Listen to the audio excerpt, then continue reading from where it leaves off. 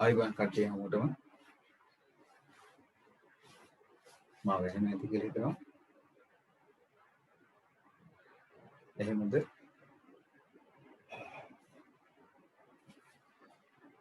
හරි. අද දවසේ වැඩ ආරම්භ කරමු. අපි මුලින්ම සම්භාවිතාව කොටස යටතේ. හරිද? හරි. සම්භාවිතාව කොටස යටතේ අද පළවෙනි කාරණා ටික අවසන් කරන්න හදන්නේ. මුලින්ම අපි කතා කරමු. මම හිතන්නේ අන්තිමට කොන්ඩික්ෂන් අභ්‍යාසය කරන්න කියලා තමයි අන්තිම දවසේ අපි කිව්වේ. මම හිතනවා කට්ටියට කොන්ඩික්ෂන් අභ්‍යාසය කරගන්න පුළුවන් වෙන්නේ නැති. ඒ යටතේ තිබ්බ කාරණා ටික කරගන්න පුළුවන් වෙන්නේ නැති කියලා. එහෙම නේද? හරි. මම එදා පොඩ්ඩක් මතක් කරා සම්භාවිතාව යටතේ මූලික සිද්ධි ආකාර හතරක් ගැන. සරල සිද්ධි, සංයුක්ත සිද්ධි, ඒත් එක්කම අන්‍යෝන්‍ය වශයෙන් බහිෂ්කාර සිද්ධි, ඒත් එක්කම ස්වායත්ත සිද්ධි.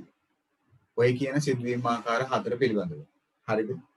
චුට්ටක් එකක් නැවත මතක් කරොත් අද දවසේ ගෙදා හිටපු නැති කට්ටිය වෙනුවෙන් සරල සිද්ධිය යටතේ මම කිව්වා යම් සිදුවීමක් තවදුරටත් බෙදා වෙන් කිරීමට නොහැකි නම් ඒක සරලයි කියලා. සංයුක්ත සිද්ධිය කියලා මම කිව්වා යම් සිදුවීමක් තවදුරටත් බෙදා වෙන් කිරීමට පුළුවන්.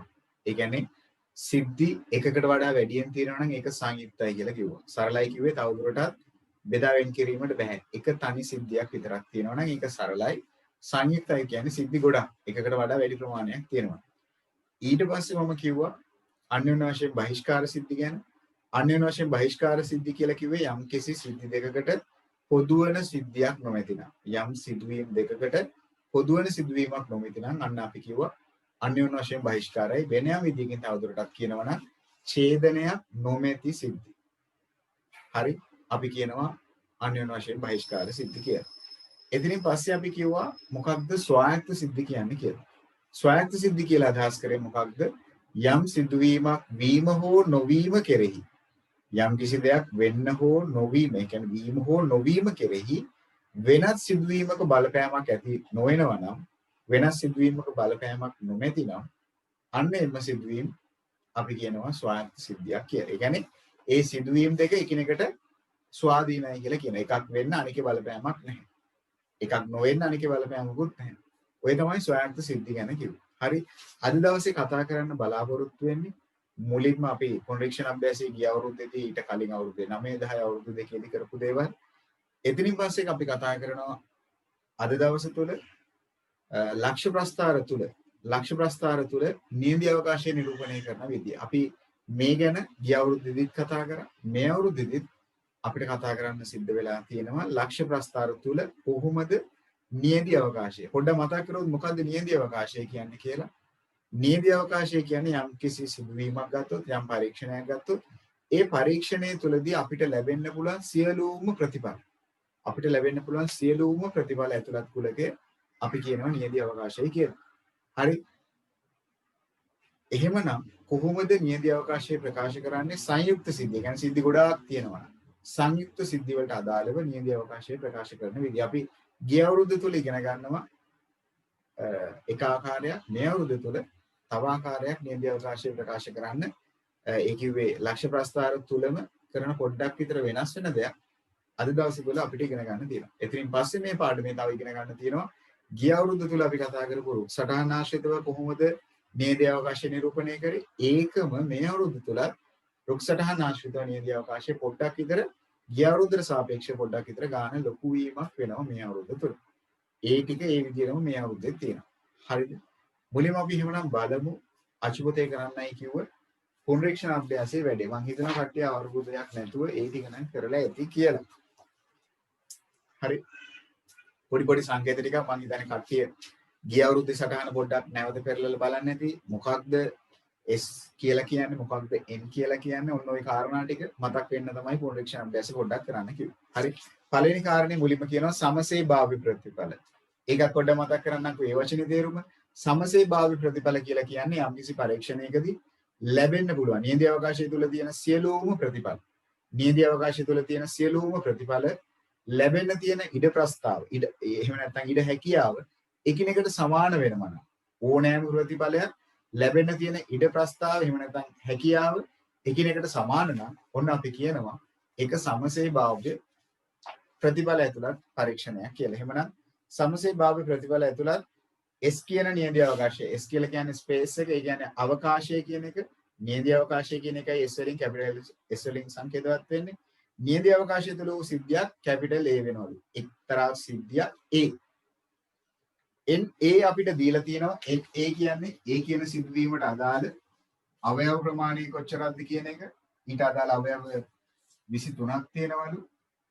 N සර්වත්‍ර කුලකයේ. සර්වත්‍ර කුලකයට අයිති. ඒ කියන්නේ මුළු අවයව ප්‍රමාණය 50ක් වෙනවලු. එහෙනම් රෝමාංක 1 අපෙන් අහනවලු PA.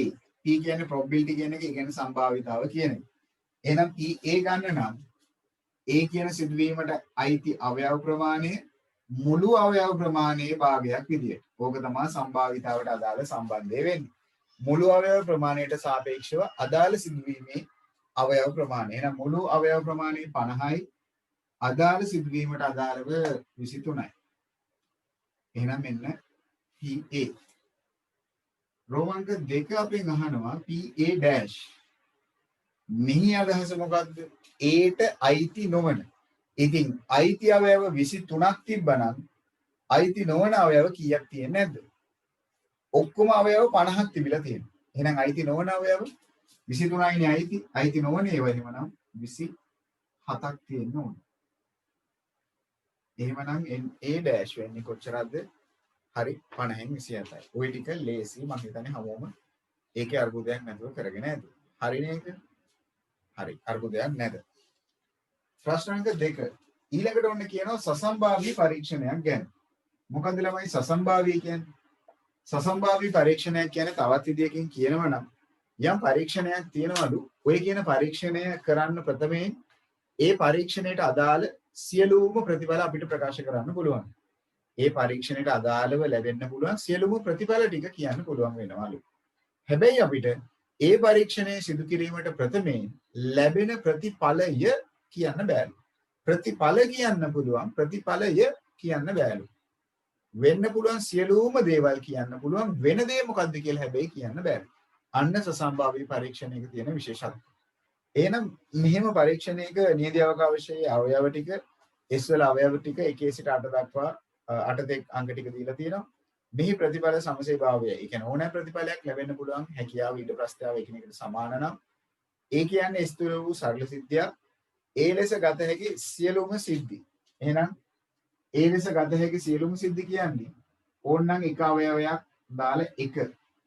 සරල සිද්ධියක් නම් එක අවයවයෙන් දෙන්න පුළුවන්. එහෙනම් 1 කියලා දාලා 1. එහෙම නැත්නම් 2. එහෙම නැත්නම් 3. එහෙම නැත්නම් 4. 5 6 7 8 මෙන්න සිද්ධි ඔක්කොම ටික ලියුවා සරල සිද්ධි. ඔන්න පිළිටන්න පුළුවන් සරල සිද්ධි. එක අවයවයක් සහිත සිද්ධි තමයි සරල සිද්ධි වෙන්නේ. හරිද? ඊළඟට ඔන්න කියනවා එම එක එක් සිද්ධිය සඳහා PA. ඉතින් ඕනෑම සිද්ධියක් සඳහා එකයිනේ වෙන්න පුළුවන්. එහෙනම් PA වෙන්නේ කොච්චරක්ද? සරල සිද්ධියක් නම් මුළු අවයව 8යි. ඒ 8 අතරින් සරල සිද්ධියක් තුළ තියෙන අවයව 1යි. එහෙනම් 8න් 1යි. B අණු S තුළ වූ අවයව 4ක් ඇතුළත් අවයව 4ක් තියෙනවා. ඒ අණුව අපෙන් අහනවා B ලෙස ගත හැකි එක් සිද්ධියක් ලියන්න. එහෙනම් අවයව 4ක් දාලා ලියන්න පුළුවන්. එක්ක ඔහොම ලියන්න පුළුවන්. එහෙම නැත්නම් කෙනෙක්ට තව ඕනේ නම් මේක වචනෙන් විස්තරයක් විදියට සිද්ධිය ලියන්න පුළුවන්.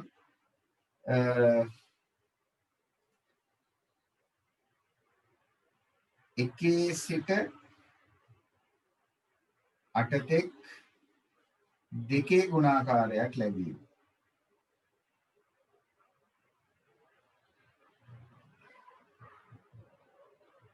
දෙකේ ගුණාකාරයක් ලැබීම. ඉතින් දෙකේ ගුණාකාර කියන්නේ 2 වෙන්න පුළුවන්, 4 වෙන්න පුළුවන්, 6 වෙන්න පුළුවන්, 8 වෙන්න පුළුවන්. ඉතින් අවයව කොහොමද 4යින් තියෙන එක වචනෙන් විස්තරයක් විදිහට දෙන්නත් පුළුවන් අපිට. එහෙම නැත්නම් කැමැති අවයව 4ක්. 1 2 3 4ම වෙන්න ඕනේ නැහැ. අවයව 4ක් ඇතුළත් සිද්ධියක් ඔයගලන්ට ලියන්න පුළුවන්. ඒ අනුව අපෙන් අහනවා PB කියන්නේ කොච්චරක්ද කියලා. ඉතින් අවයව 4යින් සම්භාවිතාව වෙන්නේ එහෙමනම් 8න් 4යි. සරල කරන්නත් පුළුවන් ඕනේ නම් දෙකෙන් එකයි කියලා. ඒ වගේම PB dash උත් අපෙන් අහනවා. ඒ කියන්නේ B ට අදාළ නොවන. එහෙනම් ඒත් ඉතින් අයිති 8න් 4 නම් අයිති නොවන අවයවත් 8න් තව 4ක් තියෙන්න ඕනේ. අයිති ටික 4 නම් අයිති නොවනත් තව 4ක් තියෙන්න ඕනේ. දැන් අපි අයිති ටික විදියට ගත්තොත් 1 2 3 4 අයිති නොවන ඒවා ටික කියන්නේ 5 6 7 8. එතරම් 4ක් තියෙනවා. ඕනනම් මේක සරල කරන්න පුළුවන් දෙකෙන් එකයි කියලා. රණදී ඒක තමයි සංයුක්තයි කියලා කියන්නේ.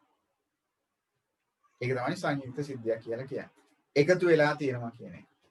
ගොඩක් කියන එක. හරි.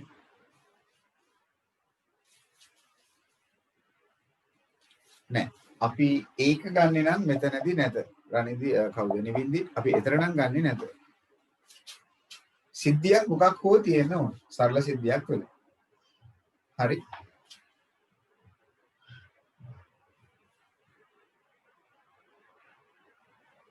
සරල සිද්ධියක් කියලා කියන්නේ ඒ සිද්ධිය ඇතුලේ තව දුරටත් සිදුවීම් තියෙන්න බෑ. දැන් ධාතු කැටයක් පෙරලද්දී අංක 1 වැටීම. ඒක සරල සිද්ධියක්. අංක 2 ලැබීම. ඒක සරල සිද්ධියක්. අංක 3 ලැබීම. ඒක සරල සිද්ධියක්. හැබැයි ධාතු කැටේ පෙරලද්දී ප්‍රථමක සංඛ්‍යාවක් ලැබීම. මොකද හිතන්නේ? ඒක සරල සිද්ධියක් නෙවෙයි. අන්න ඒක සංයුක්ත සිද්ධියක්. ඇයි අපි එහෙම කියන්නේ? ධාතු කැටේ පෙරලද්දී සංයුක්ත සිද්ධියක් ලැබෙනවා කියන්නේ එක සිද්ධියද තියෙන්නේ ඒක ඇතුලේ? නැහැනේ. සංයුක්ත සිද්ධි ගොඩක් තියෙනවා. 4 වෙන්න පුළුවන්. 6 වෙන්න පුළුවන්. සිද්ධි දෙකක් තියෙනවා. සංයුක්ත සිද්ධි අවස්ථා දෙකක් තියෙනවා. ධාතු කැටයක් පෙරලද්දී. අන්න ඒක එහෙමනම් සංයුක්ත සිද්ධියක් වෙනවා.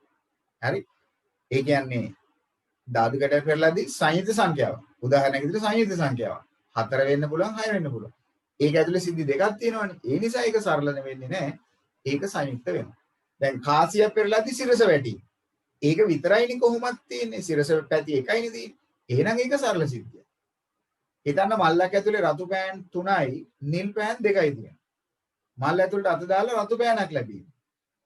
රතු පෑන් 3ක් තියෙනවා. ඒ නිසා ඒක ඇතුලේ වෙන්න පුළුවන් රතු 1, රතු 2, රතු 3 අවස්ථා 3ක් තියෙනවා. එහෙනම් ඒකත් සංයුක්ත සිද්ධියක් වෙන්න ඕනේ. සරල නම් සිද්ධි ගොඩක් පිළිටන්න බෑ. එක සිද්ධියක් විතරයි පිළිටන්න ඕනේ. ඒකයි සරල සහ සංයුක්ත කියන එකේ වෙනස. හරිනේ? දැන් ඊළඟ කාරණේ පස්වෙනි එක අපෙන් අහනවා x යනු මෙම නියැදි අවකාශය තුළ වූ px එක්තරා සිද්ධියක් තියෙනවලු ඔන්න px කියලා. ඒ කියන්නේ x කියන සිද්ධියේ සම්භාවිතාව දීලා තියෙනවා අපිට 0.5යි කියලා. මේකේ අදහසක් ගන්න ඕනේ ළමයි අපි. මොකද ළමයි ඇත්තටම මේකේ අදහස. px සමානයි 0.5ක් කියන එකේ තේරුම මොකක්ද? 0.5ක් කියන්නේ අනේ භාගයක් විතර ලිව්වොත් 10න් පංගු 5ක්. තවදුරටත් සරල කරලා ලිව්වොත් කියලා 2න් පංගු 1ක්. හරිද? 0.5යි කියන්නේ වෙන විදිහකින් 2න් 1යි කියලා කිව්වත් වැරදි නෑනේ. භාගයක් විදිහට.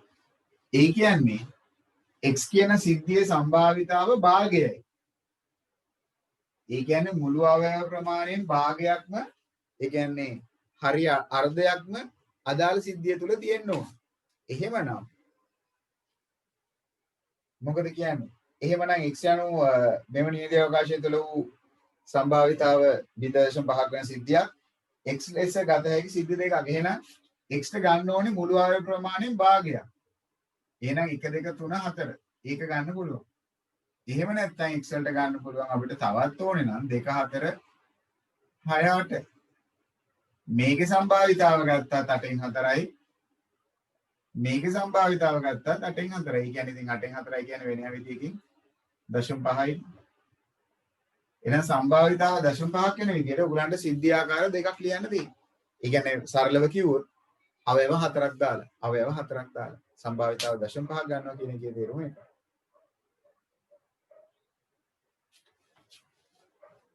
එකත් 8ත් අතර කිව්වොත් සාජික හිතන වැරද්දක් තියෙනවා. අතර කිව්වොත් 8 ගන්න බෑ. එතකොට එන්නේ 2 4 6 විතරයි. එතකොට වැරදි. 1 සිට 8 තෙක් 2 ගුණාකාර කියලා ලිව්වට කමක් නැහැ.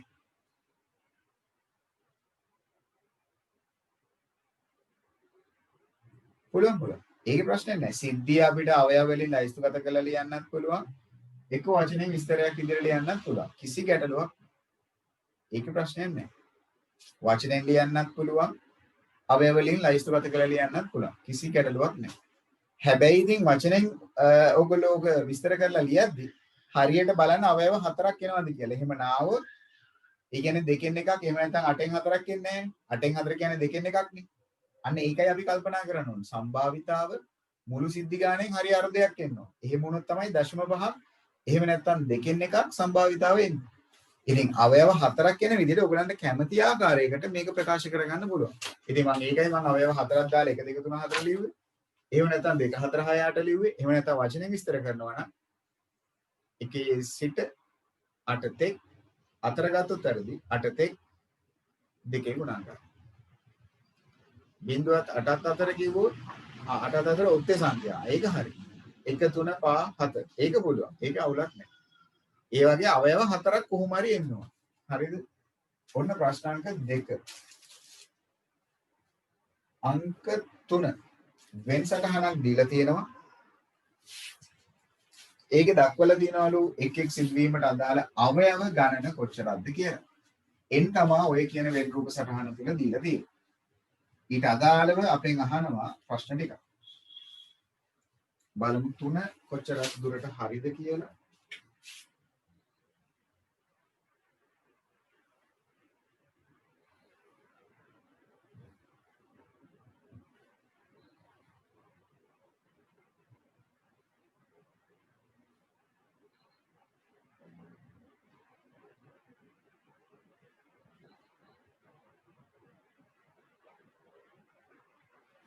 මේක A මේක B. රෝමාංක 1 සර්වත්‍ර කුලකයට අයිති අවයව ප්‍රමාණය කොච්චරද කියලා. මොකද හිතන්නේ රෝමාංක 1ට අදාළ සර්වත්‍ර කුලකයට අයිති අවයව ප්‍රමාණය කොච්චරද කියලා. සර්වත්‍ර කුලකයට අයිති අවයව ප්‍රමාණය 27ක් එනවලු. ඔව් 27ක් එනවා. ඒ කියන්නේ මුළු ප්‍රමාණයනේ 5යි 7යි 3යි 12. ඔක්කොම ටික ආවොත් 15යි 20යි 27යි. හරි. රෝමාංක 2 PA. P කියන්නේ probability කියන එක. A සිදුවීමට අදාළ සම්භාවිතාව. Aට අදාළ සම්භාවිතාව. Aට අදාළ සම්භාවිතාව. ඉතින් මුළු ප්‍රමාණය අපි දන්නවා 27ක් කියනවා කියලා. එහෙනම් 27න් කීයද? 27න් 12යි නේද? කී දෙනෙක් ගත්තද මේ උත්තරේ? 27න් 12. කවුරුත් නැහැ වගේ ගත්ත කෙනෙක්. එකෙක්වත් නැද්ද? 27න් 12 කියන උත්තරේ. හොඳයි. කවුරුත් තරන්නේ නැහැලු. හොඳයි සතුටුදායකයි. එහෙම ගත්තනම් වැරදි. 27න් 15යි. ඒ කියන සිද්ධියට අදාළව ප්‍රමාණය කියන්නේ ඒ රවුමම එන්න ඕනේ. එහෙනම් 12යි 3යි 15ක් එන්න ඕනේ. හරිද? හොඳයි. 12 ගත්තොත් ඒකේ අදහස ඒට පමණක් ටික. ඒක වැරදි. ඊළඟට රෝමාංක 3 PB. එහෙනම් PB කියලා අදහස් කරන්නේ බීටයි T සම්භාවිතාව. එහෙනම් B ගේ අවයව ප්‍රමාණය 10යි. මුළු අවයව 27යි. එහෙනම් 27න් 10යි.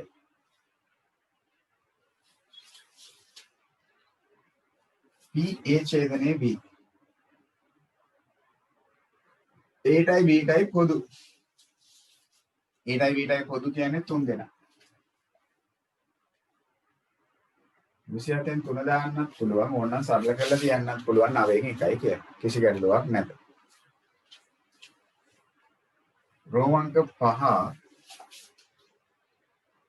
P A මේලේ B. මේලේ කියලා අදහස් කරන්නේ A ගේ B ගේ සියල්ල කියන එකනේ.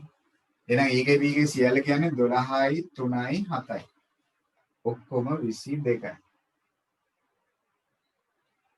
එහෙනම් 27න් 22යි. නිකම්ම 22 නෙවෙයි සම්භාවිතාවනේ. ඊළඟට ඔන්න අහනවා 6 වෙනි එක PA ඡේදනය B dash. මින් අදහස් කරන්නේ මොකක්ද? A ඡේදනය B dash කියන එකේ A ඡේදනය B dash. dash එක තියෙන්නේ B ට. ඒකේ අදහස B ට අදාළ නැහැයි කියන එක. එහෙනම් B ට අදාළ නැති නමුත් A ට අදාළ වෙනම විදියකින් A ට පමණක්. එහෙනම් 27න් 12යි. හරි. කවිෂ කිව්වා හරි. 27න් 12යි. සාචිකා කිව්වා හරි. 27න් 12යි. ඔන්න එහෙමනම් ඒට පමණක් අයිති සම්භාවිතාව. රෝමාංක 7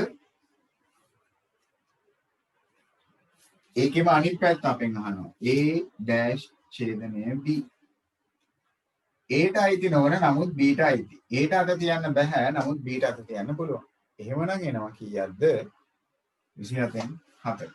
ඒ කියන්නේ B ට පමණක් අයිති. රෝමාංක 8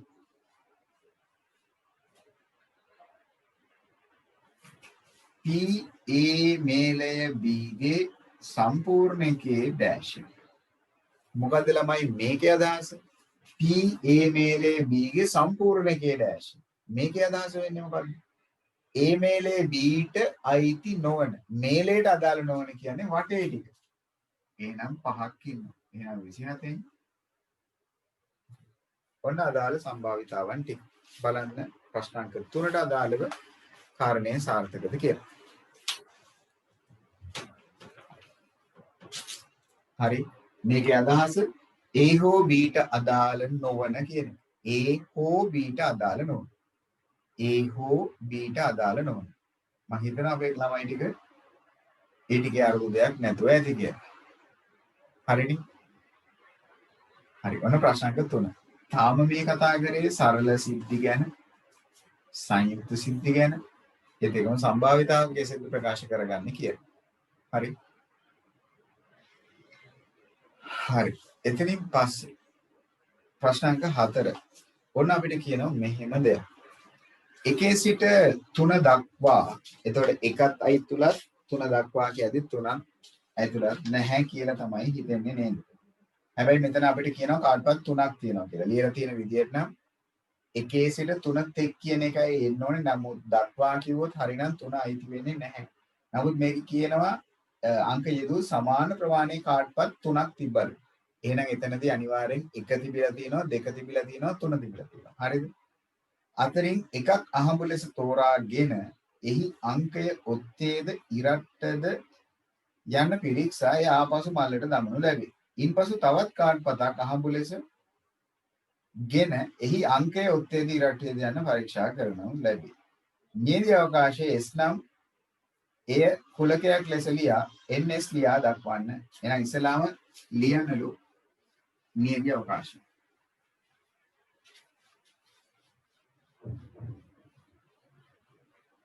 එහෙනම් වෙන්න පුළුවන් දේවල්.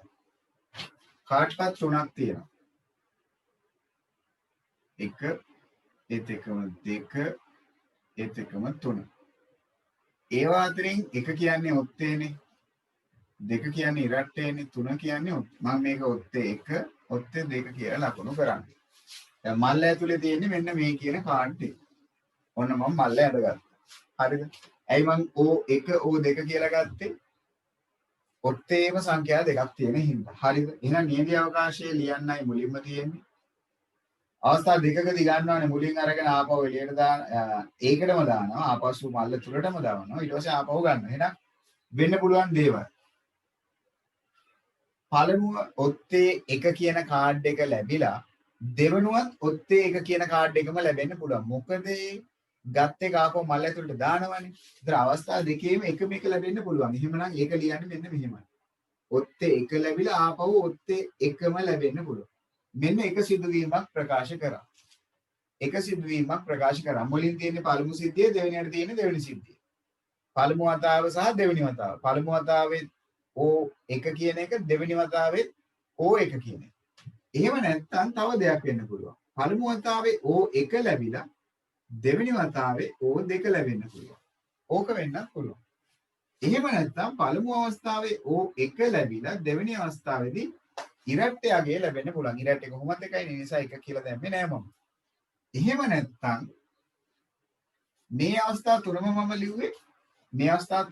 ලිව්වේ පළමු වතාවේ O1 කියන එක ලැබුණොත් කියලා.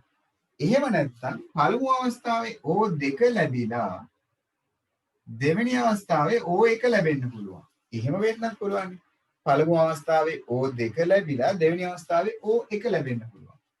එහෙම නැත්නම් පළමු අවස්ථාවේ O2 ලැබිලා දෙවෙනි අවස්ථාවේ O2 ලැබෙන්න පුළුවන්. මොකද ගත්ත කාඩ් එක නැවත මල්ල ඇතුළට දාපු හින්දා. එහෙම නැත්නම් පළමු අවස්ථාවේ O2 කියන කාඩ් එක ලැබිලා දෙවෙනි අවස්ථාවේ අපිට ඉරට්ටේ කාඩ් එක ලැබෙන්නත් පුළුවන්. කොහොම වෙන්නත් පුළුවන්. එච්චරයිද? නෑ. පළමු අවස්ථාවේ O1 වෙන්න පුළුවන්, දෙවෙනි අවස්ථාවේ O2 වෙන්න පුළුවන්. ඒ විදිහට. එහෙම නැත්නම් පළමු අවස්ථාවේ ඉරට්ටේ අගය ලැබිලා දෙවෙනි අවස්ථාවේ O1 ලැබෙන්න පුළුවන්. O1. එහෙම නැත්නම් පළමු අවස්ථාවේ ඉරට්ටේ ලැබිලා දෙවෙනි අවස්ථාවේ O2 ලැබෙන්න පුළුවන්. එහෙම නැත්නම් පළමු හා දෙවන අවස්ථා දෙකේම ඉරට්ට අගයන් ලැබෙන්න පුළුවන්. ඒ නිසා EE කියලා දැම්මා. මෙන්න වෙන්න පුළුවන් සිදුවීම් ආකාර ටික. ඔය හැර වෙනස් සිදුවීමක් ඇත්නම් කියමුකෝ බලන්න. සිද්ධි මට එනවා 1 2 3 4 5 6 7 8 9ක් වෙන්න පුළුවන් කියලා. මට හිතෙනවා බහුතරයක් මේ උත්තරේ කවුරුත්ම අරගෙන නැතුව ඇති කියලා. මේකේ තව ප්‍රශ්නයක් අහනවා එහෙමනම් NS කියන්නේ කීයද කියලා. එහෙනම් NS කියන්නේ ඔක්කොම අවයව 9ක් තිබ්බා. බලන්න වෙන යම් විදියකටද ඔයගොල්ලෝ දැන්නේ කියලා. මේක තමයි නියඳ අවකාශයේ කුලකයක් ලෙස ලියන විදිය. කුලකයක් ලෙස ලියන විදිය. ලක්ෂ ප්‍රස්ථාරයක් විදියටවත් රුක් සටහනක් විදියටවත් නෙවෙයි කුලකයක් විදියට ලියන විදිය.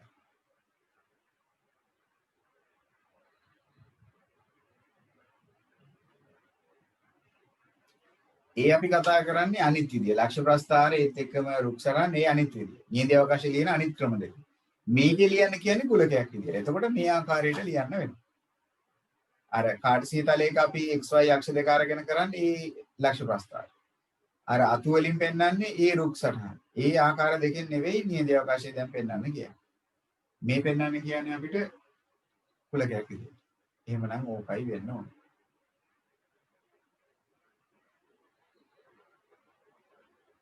හරිද? පුළුවන්. තිවන්නේ ඒක හරි. එහෙම ගන්න පුළුවන්.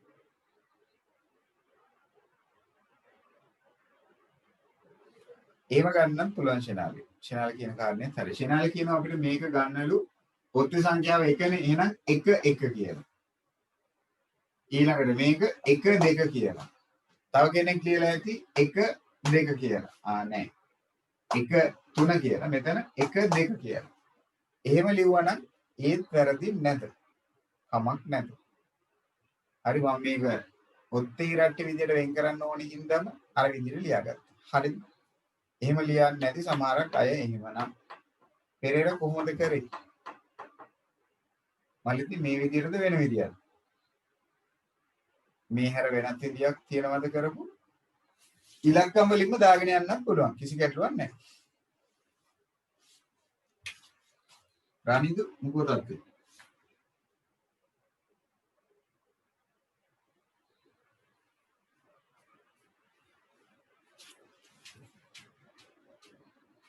හරි. ඉලක්කම් වලින් ලියන්න පුළුවන්. හරි කමක් නැහැ.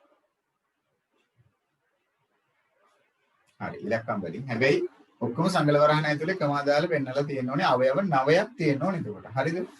හරි. රෝමාංක 2 ඒ අනු වාර දෙකේදීම ඉරට්ටේ සංඛ්‍යාවක් ලැබීමේ සිද්ධිය නම්. එහෙමනම් ඉරට්ටේ. ඕක විතරයි නේද? අවස්ථා දෙකේම ඉරට්ටයයක් ලැබෙන්න පුළුවන්. ඕක විතරයිනේ වෙන ඒවා නැහැනේ. NA එක අවයවයයි තියෙන්නේ. එක සිද්ධියයි තියෙන්නේ. අවස්ථා දෙකේම ඉරට්ටේ සංඛ්‍යාවක් ලැබෙන්න පුළුවන්. එමගින් PA ඉතින් අවයව එකයිනේ අනේ තියෙන්නේ මුළු අවයව 9යි. එහෙනම් 9න් එකයි. ඔක්කොම සිද්ධි 9ක් තියෙනවා. ඒවා අතරින් A වෙන්න පුළුවන් සිද්ධි එකයි තියෙන්නේ. S නියද අවකාශයේ කොටු දැලක නිරූපණය කරන්න. අන්න දැන් ඔන්න කියනවා අර ඔයගොල්ලෝ කිව්ව අනිත් ආකාරය. එහෙනම් කොටු දැලේදී මතක තියාගන්න XY වලට අපි E හිස දාන්නේ නැහැ. මොකද තවදුරටත් සිදුවීම් නැති හින්දා. මම මේක දානවා පළමු වර මේක මම ගන්නවා දෙවන වර කියලා. පළමු වර වෙන්න පුළුවන් විදියට අපිට තියෙන්නේ ඔත්තේ සංඛ්‍යා 1 ඔත්තේ සංඛ්‍යා 2 ඉරට්ට සංඛ්‍යා. ඔත්තේ සංඛ්‍යා 1 කියන එක ඔත්තේ සංඛ්‍යා 2 කියන එක ඊට අමතරව ඉරට්ට සංඛ්‍යා කියන එක. එහෙනම් පළමුවත් ඔත්තේ 1 දෙවෙනුවත් ඔත්තේ 1. පළමුව ඔත්තේ 1 දෙවෙනුව ඔත්තේ 2. එහෙම නැත්නම් ඉරට්ටේ. ඒ විදිහට අපි ලකුණු කරගත්තොත් සිදුවීම් ටික සිද්ධි 9ක් කියනවා. මෙන්න ලක්ෂ්‍ය ප්‍රස්ථාරය තුළ නිරූපණය. අර කාරණේම තමයි අර ටිකම තමයි මේ ලක්ෂ්‍ය ප්‍රස්ථාරය තුළ නිරූපණය කරේ. රෝමාංක 5 අපිට කියනවා B යනු එක වාරයකදී පමණක් ඉරට්ට සංඛ්‍යාවක් ලැබීමේ සිද්ධිය නම් එක වාරයකදී විතරයි ඉරට්ට ලැබෙන්න පුළුවන්. ඒ කියන්නේ අනිත් වාරේ ඔත්තේ ලැබෙන්න ඕන කියන එකනේ. එහෙනම් මෙන්න මේ ටික පුළුවන්. මොකද ඉරට්ටේ ඔත්තේ. එහෙම නැත්නම් මේ ටිකත් පුළුවන්. ওই දෙකම ගන්න පුළුවන්. මේ තමයි B. මෙන්න B. මේ ටික ගන්න බෑ. අවස්ථා දෙකේම ඔත්තේ. මේක ගන්නත් බෑ. අවස්ථා දෙකේම ඉරට්ටේ. මේක කියන්නේ එක වාරයකදී පමණක් ඉරට්ට සංඛ්‍යාවක් ලැබීමනේ. එහෙනම් මෙන්න B. ඒ අනුව එහෙමනම් PB කියන්නේ කොච්චරක්ද? මුළු සිද්ධි 9න් 4ක්. මෙතන 2යි මෙතන 2යි. 4ක් තියෙනවා. මෙතන ඔයගලන්ට 1 3 2 1 3 2 ඉලක්කම් වලින් දාලා ලියන්නත් පුළුවන්. කිසි ගැටලුවක් නැත. හරි. ඒකේ අවුලක් නැත. S නේ මොකද අපි මෙතන හඳුන්වා දුන්නානේ මොකද්ද මේ ගත්තේ කියලා. S නේදී අවකාශයේ රුක් සටහනකින් දක්වන්නලු. එහෙමනම් රුක් සටහනකින් දක්වනවා නම් මුලින්ම ඔන්න අත්තකුඩින් වාඩි වෙලා අපි හිටිනවා. අපි අත්තකුඩින් වාඩි වෙලා ඉන්නවා. පළමු වර මල්ල ඇතුළට අත දානවා. එහෙනම් මොනවාද වෙන්න පුළුවන්? එක්ක ඔත්තේ ලැබෙන්න පුළුවන්. එක්ක ඉරට්ටේ ලැබෙන්න පුළුවන්. මෙන්න පළමු වර. එහෙනම් ඔත්තේ යගයන් දෙකක් තියෙන ඉඳ සම්භාවිතාව 3න් 2යි මුළු සිද්ධි ගාන 3යි පළමු වර අත දාද්දි ඉරට්ටය යගයන් එකක් තියෙන හින්දා සම්භාවිතාව වෙන්නේ කොච්චරද? 3න් 1යි. ඔන්න පළමු වරට අදාළව රුක් සටහන. දැන් අපි මේ අත්තර දිගේ ගිහිල්ලා වාඩි වෙලා ආපහු කල්පනා කරොත් දෙවෙනි වරට මොකද වෙන්න පුළුවන් කියලා. ආපහු ඉතින් ඔත්තේ ඉරට්ටේ විතරයි මල්ල ඇතුලේ තියෙන්නේ. මල්ල වෙනස් වෙන්නේ නැහැනේ. මල්ලේ තියෙන දේවල් වෙනස් වෙන්නේ නැහැ. ගත් එක නැවත මල්ල ඇතුලට දාලානේ. ඒකෝට මල්ල ඇතුලේ තියෙන දේවල් කිසිවක් වෙනස් වෙන්නේ නැත. එහෙනම් නැවතත් ඔත්තේ ලැබීම 3න් 2යි. ඉරට්ටේ අගයක් ලැබීම 3න් 1යි. එහෙම නැත්නම් පළමු වර ඉරට්ටේ ලැබිලා දෙවෙනි වර මොකක් වෙන්න පුළුවන්ද? ආපහු ඔත්තේ එහෙම නැත්නම් ඉරට්ටේ. ඔත්තේ අගයන් 2යි. ඉරට්ට අගයන් 1යි. මෙන්න අදාළ රුක් සටහන කොච්චරක් දුරට බලන්න වැඩේ සාර්ථකද කියලා. ඒ අනුව අහනවා අපෙන් අඩුතරමින් එක වාරයකදීවත් ඉරට්ට සංඛ්‍යාවක් ලැබීම. එහෙනම් ඔත්තේ කියන පාර ගන්න බෑ. මොකද අවස්ථා දෙකේම ඔත්තේ අගයන්. ඒ පාර හැර අනිත් සියලුම පාරවල් ගන්න පුළුවන්. ඒ කියන්නේ ඔත්තේ ඉරට්ටේ ඔත්තේ ඉරට්ටේ. මොකද එක වතාවකදීවත් ඉරට්ට සංඛ්‍යාවක් ලැබීම. එහෙමනම් මේ පාරෙන් යන්න පුළුවන්. එහෙනම් අත් දිගේ යනකොට අතුමත ඇති සම්භාවිතාවන් ගුණ කරන්න ඕනේ. එහෙනම් 3න් 2 වතාවක් 3න් 1 ඔන්න එක පාරක්. ආපහු 3න් 1 වතාවක් 3න් 2 තියෙනවා ඉරට්ට වෙලා ඔත්ත වෙන එක. ඒකත් පුළුවන්. ඊට අමතරව ඉරට්ටේ පාර ගන්නත් පුළුවන්. එතන තියෙනවා 3න් 1යි. එහෙනම් පාරවල් තුනේම මුළු සම්භාවිතාව ගන්න ඒ සියල්ල එකතු කරන්න. එහෙනම් 9න් 1යි 9න් 2යි 9න් 2යි.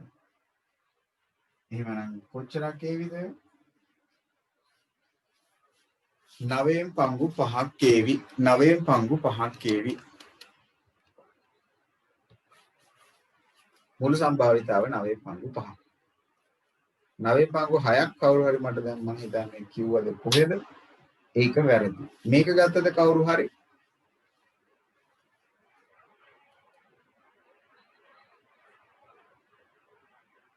හරිද වැඩි?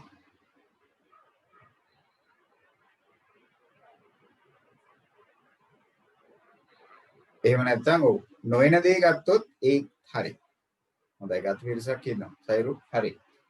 එහෙම නැත්නම් දැන් කෙනෙක් අපිට කියනවා ඉතින් අපිට ගන්න පුළුවන් මේකේ වෙන පැත්ත නැතුව නොවන පැත්ත. ඔව් බානුක කියනවා නොවන පැත්ත ගන්න. හරිනේ. ඔත්තේ කියන එක වෙන්න බෑ. වෙන්න පුළුවන් අවස්ථා දෙකෙන් එක් අවස්ථාවකදීවත් ඉරට්ට ලැබෙන්න ඕනේ. එහෙනම් අවස්ථා දෙකේම ඔත්තේ ඔත්තේ කියන පාර ගන්න බෑ.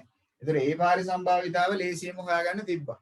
3න් 2යි 3න් 2යි කියන්නේ 9න් 4යි. 9න් 4ක් බෑ කියන්නේ අනිවාර්යයෙන්ම එහෙනම් 9න් 5ක් පුළුවන් වෙන්න ඕනේ. හරි නේද? එතකොට සාචිකා කොහොමද දන්නේ අපි ගත්තේ 9න් පංගු 6ක් කියලා. හරි මිනිහා ගන්න ඇති එක්වරක් එක මං හිතන්නේ 2යි කියලා. ඒ අනුව තමයි මිනිහට එන්නේ නැත්තේ උත්තරේ 9න් පංගු 6ක් කියලා.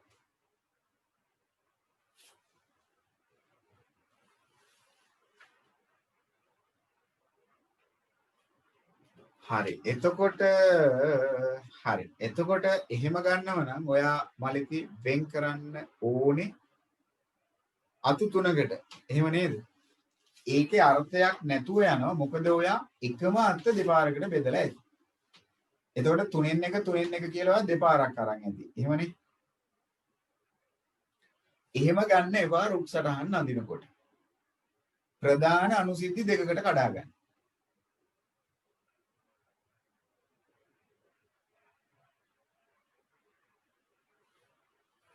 එහෙමනේ මලිති වෙන්නේ නැත්තේ. අතු තුනකට වෙන් කරලා ඇතිනේ. එතකොට ඔත්තේ සිදුවීම කියලා අතු දෙකක් එන්නේ නැති වගේ. එතකොට ඔයා 3න් 1 කියලා දෙපාරක් ලියලා ඇති. එහෙමනේ. එහෙම කරන්න එපා කවදාවත් රුක් සටහනකදී ප්‍රධාන අනුසිද්ධි.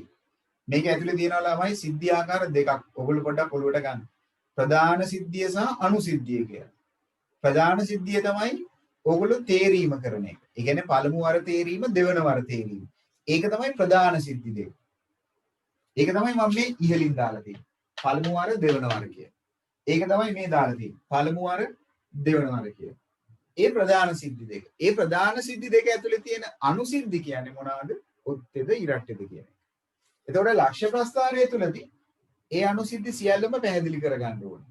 වෙන්න පුළුවන් අනුසිද්ධි සියල්ලම. හැබැයි රුක්සටහන තුල ඒ කියන අනුසිද්ධි ලියද්දී ප්‍රධාන අනුසිද්ධි දෙකක් විදියට ඒක වෙන් කරගන්න. එකක් ඔත්තේ එකක් ඉරට්ටේ. හරිද? එහෙම වෙන් කළ තමයි අපේ රුක්සටහන අදින්නේ. ඒත් බලද්දි මම හිතන්නේ වැරද්දක් වෙන්නේ නැතුව ඇති. අර උත්තරේම ඔයාලට එනවා ඇති. 9 5 කියන උත්තරේ එනවා ඇති. එහෙමනේ. අඩුපාඩුවක් වෙන්නේ නැතුව ඇති. උත්තරේ එනවනේ. ඒක යවුලක් නෑ එතකොට. හැබැයි ඔයගලගේ ඔයා රුක්සටහන අදිද්දි එහෙම කරන්න එපා මින් පස්සේ. හරි? ප්‍රධාන අනුසිද්ධි දෙකකට කඩා ගන්න. හරිද? දැන් එතකොට එක්වරක් 1 2යි කියන කාරණේ හදාගත්තද? මම හිතන්නේ ඒක තමයි අඩුපාඩු වෙලා තියෙන්නේ. නැවතත් සරල සංයුක්ත පිළිබඳව අවබෝධය මදි නම් ආපහු ආගන්න. සරල සිද්ධියක් කියන්නේ තව දුරටත් බෙදා වෙන් කිරීමට නොහැකි. ඒ කියන්නේ තනි සිද්ධි. ඒව තමයි සරල සිද්ධි. සංයුක්ත සිද්ධි කියන්නේ එක සිදුවීමක් ඇතුලේ අනුසිද්ධි ගොඩක් තියෙනවා නම් ඒකයි සංයුක්ත කියන්නේ. ගොඩක් කියන්නේ. සරලයි කියන්නේ තනි සිද්ධියක්. ධාතු කැටයේ පෙරලනකොට අංක 1 ලැබීම ඒක සරලයි. එකේ පැති එකයිනේ තියෙන්නේ. ධාතු කැටේ පෙරලද්දී ඉරට්ට අගයක් ලැබීම. ඒක සරල සිද්ධියක් නෙවෙයි. ඒක සංයුක්ත සිද්ධියක්. ඇයි ඒක සංයුක්ත සිද්ධියක් වෙන්නේ? ධාතු කැටයක් පෙරලද්දී ඉරට්ට අගයන් එන්න පුළුවන් 2 1 4 1 6. එහෙනම් සිද්ධි ගොඩක් තියෙනවා. හරි. සරලයි කියන්නේ සිම්පල් කියන එක. හරි. සිම්පල් ඉවෙන්ට් එකක් කියන්නේ සරලයි කියන එක. කම්පවුන්ඩ් ඉවෙන්ට් එකක් කියලා කියන්නේ සංයුක්ත කියන එක. හරි. ඒක තමයි තේරුම. හරිද? දැන් අපේ සයිරුගේ ප්‍රශ්නෙට සරලයි කියන්නේ තව දුරටත් වෙන් කරන්න බෑ. ඒක තනි සිද්ධියක් තියෙන්නේ. මේකක්වත් සරල සිද්ධි නෙවෙයි. මේක ඇතුලේ සරල සිද්ධි ගොඩකින් තමයි මේක හැදිලා තියෙන්නේ. දැන් මේ තේරීම කියන අවස්ථාව ගත්තොත් මේ ඔක්කොම සංයුක්ත සිද්ධි අපි කතා කරන්නේ. සරල සිද්ධි ගොඩක එකතුවක්. මේ සරල සිද්ධි 9ක එකතුවක් මේ තියෙනවා. දැන් ඒ කියන සිද්ධිය විතරක් ගත්තොත් ඒක සරලයි. ඒක ඇතුලේ එකයිනේ තියෙන්නේ. ඉරට්ටයගයක් ලැබීම ඒක ඇවිල්ලා සරල සිද්ධි. එතකොට සරල සිද්ධි ගොඩක එකතුවක් තමයි සංයුක්ත වෙන්නේ. හරිද සයුරු? ඔන්න සරල සහ සංයුක්ත. දැන් අපි එහෙමනම් බලන්න කොහොමද බලන්නේ කියලා නියදි අවකාශය. දැන් අපි මේ කතා කරන්නේ මේ ඇවිල්ලා ඇත්තටම තීරි කොටස සියල්ල ඉවරයි. 10 අවසරේදී සම්පූර්ණ සිද්ධාන්ත කොටස ඔයගොල්ලෝ කරලා ඉවරයි. මේ අවුරුද්ද තුල අපි කරන ගණන් ටිකේ පොඩි පොඩි වෙනස්කම් ටිකක් වෙනවා. හැබැයි අර කියන සිද්ධාන්ත ටික ඒ විදිහටම තියෙනවා. සයරු හරිද ප්‍රශ්නෙට අදාළ විසඳුම ආවද ඔළුවට? මොකද්ද සරල මොකද්ද සංයුක්ත කියන්නේ කියලා? අමානි මොකදත් මේ ටික ඉවර ඇති කියලා හිතනවා. හරි දැන් මේකෙන් කොටසක් මම හිතන්නේ කලින් තව පැය දෙකක් හිටියා මම හිතන්නේ විද්‍යාව පන්තියේ. ඒ ටිකක් දැන් මතක ඇති කියලා හිතනවා. කරපු දේවල් ටික. මම හිතන්නේ ඒක පැය 3 පන්තියේ මම පැය දෙකකට නතර කරා. හරි මම හිතන්නේ ඒක අරුබුදයක් වෙලා නැතුව ඇති. සර් මට මොකුත් කියලා නැතුව ඇති. 10ට ඉවර කරන එක 9ට ඉවර කරන්න කිව්ව එක ගැන. එහෙම නේද කට්ටිය? එහෙම මොකුත් ප්‍රශ්නයක් වුණේ නැහැ. හරි. ඔන්න එහෙමනම් සරල ඒත් එකම සංයුක්ත ඔය කියන කාරණා ටික. දෙවෙනි ප්‍රශ්නේ තුන්වෙනි කොටස මොකක්ද ප්‍රශ්නේ උනේ අපිට? දෙවෙනි ප්‍රශ්නේ තුන්වෙනි කොටස B අණු S තුල වූ අවයව හතරක් ඇතුළත් සිද්ධියක්. ඉතින් B කියලා සිද්ධියක් ඔයා ගොඩනගන්න අවයව හතරක් දාන්න. අපි දන්නවා දෙවෙනි ප්‍රශ්නේදී ඒගොල්ලෝ දීලා තිබ්බ නියඳි අවකාශයේ මුළු අවයව 1 ඉඳලා 8 තෙක්. ඒ 8න් ඔයා කැමති අවයව හතරක් දාලා සිද්ධිය ප්‍රකාශ කරන්න. ඒක B. අවයව හතරක් තියෙනවා. ඒක තමයි රෝමංග 3 දී අපෙන් ඇහුවේ. අවයව හතරක් තියෙන සිද්ධියක් ලියන්න කිව්වා. අවයව හතරක්. ඉතින් අර තියෙන අවයව 8න් හතරක් දාලා ඔයා සිද්ධිය ප්‍රකාශ කරන්න. 1 2 3 4. එහෙම නැත්නම් 1 සිට 10 තෙක් දෙකේ ගුණාකාරය. එතනත් අවයව හතරක් තියෙනවා. අන්න ඒ විදිහට කැමති සිද්ධිය ප්‍රකාශ කරන්න පුළුවන්. තෙක් කිව්වොත් ඒ අදාළ අගයක් ගන්න පුළුවන්. දක්වා කිව්වොත් ඒ අගය ගන්න බෑ. දැන් 1 සිට 10 දක්වා කිව්වොත් 1 සිට 10 දක්වා කිව්වොත් 10 ගන්න බෑ. 9 වෙනකම් විතරයි. හැබැයි 1 සිට 10 තෙක් කියලා කිව්වොත් අන්න 10ක් ගන්න පුළුවන්. හරිද? ඔව් විරාජ් මට කිව්වා ඒක විනාඩි 5කට කලින් නැත්තුවා කියලා. හරි හොඳයි. එහෙමනම් අපි යමු බලන්න අද දවසේ කොටසට අපේ අලුත් කොටසට හරි කොහොමද ලක්ෂ්‍ය ප්‍රස්තාර තවදුරටත් ඉදිරියට යන්නේ කොහොමද රුක් සටහන් තවදුරටත් ඉදිරියට යන්නේ කියලා. දැන් ටිකක් වෙනස් ආකාර ටිකක් තියෙනවා. දැන් හොඳට ඔළුව එක තැනකට ගේන්න ඕනේ. මේ වැඩ ටික නම් ඉස්සරහට කරන්න.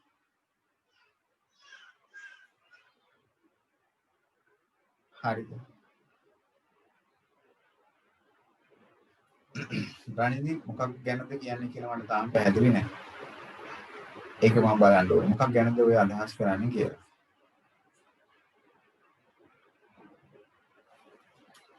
ඒ වගේ උදාහරණයක් තිබුණා මට පැහැදිලි කරන්න පුළුවන්. මොකක් පිළිබඳවද තියෙන්නේ කියලා. අපි පස්සේ බලමු මේක පොඩ්ඩක්. හරි. ඔය කුලක සම්බන්ධ ගැටලුවක් ඔය කියන්නේ. හරි. හරි. මම බලන්නම් ඒක ඊට පස්සේ. හරි. මාතෘකාව එහෙමනම් අද දවසේ තුළ මෙහෙම ලියාගමු. සංයුක්ත සිදුවීම් වල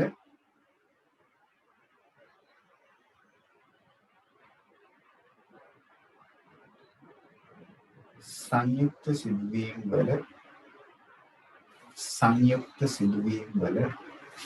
නියති අවකාශය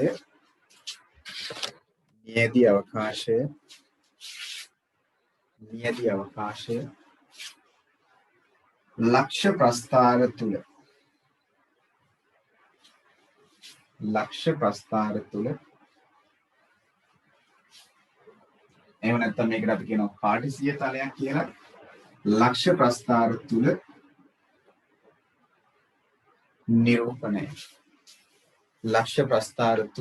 නිරූපණය. හරි සංයුක්ත සිද්ධිය ඕන ලක්ෂ්‍ය දැන් ගිය අවුරුද්දෙත් ඔය ලක්ෂ්‍ය ප්‍රස්ථාරය අන්දා. ඒකම දැන් මේ අවුරුද්ද තුලත් හඳින්න හදනවා. හැබැයි පොඩි වෙනස්කමක් ඔන්න මේ අවුරුද්ද තුල තියෙනවා අපිට. බලමු මොකද වෙනස්කම කියලා.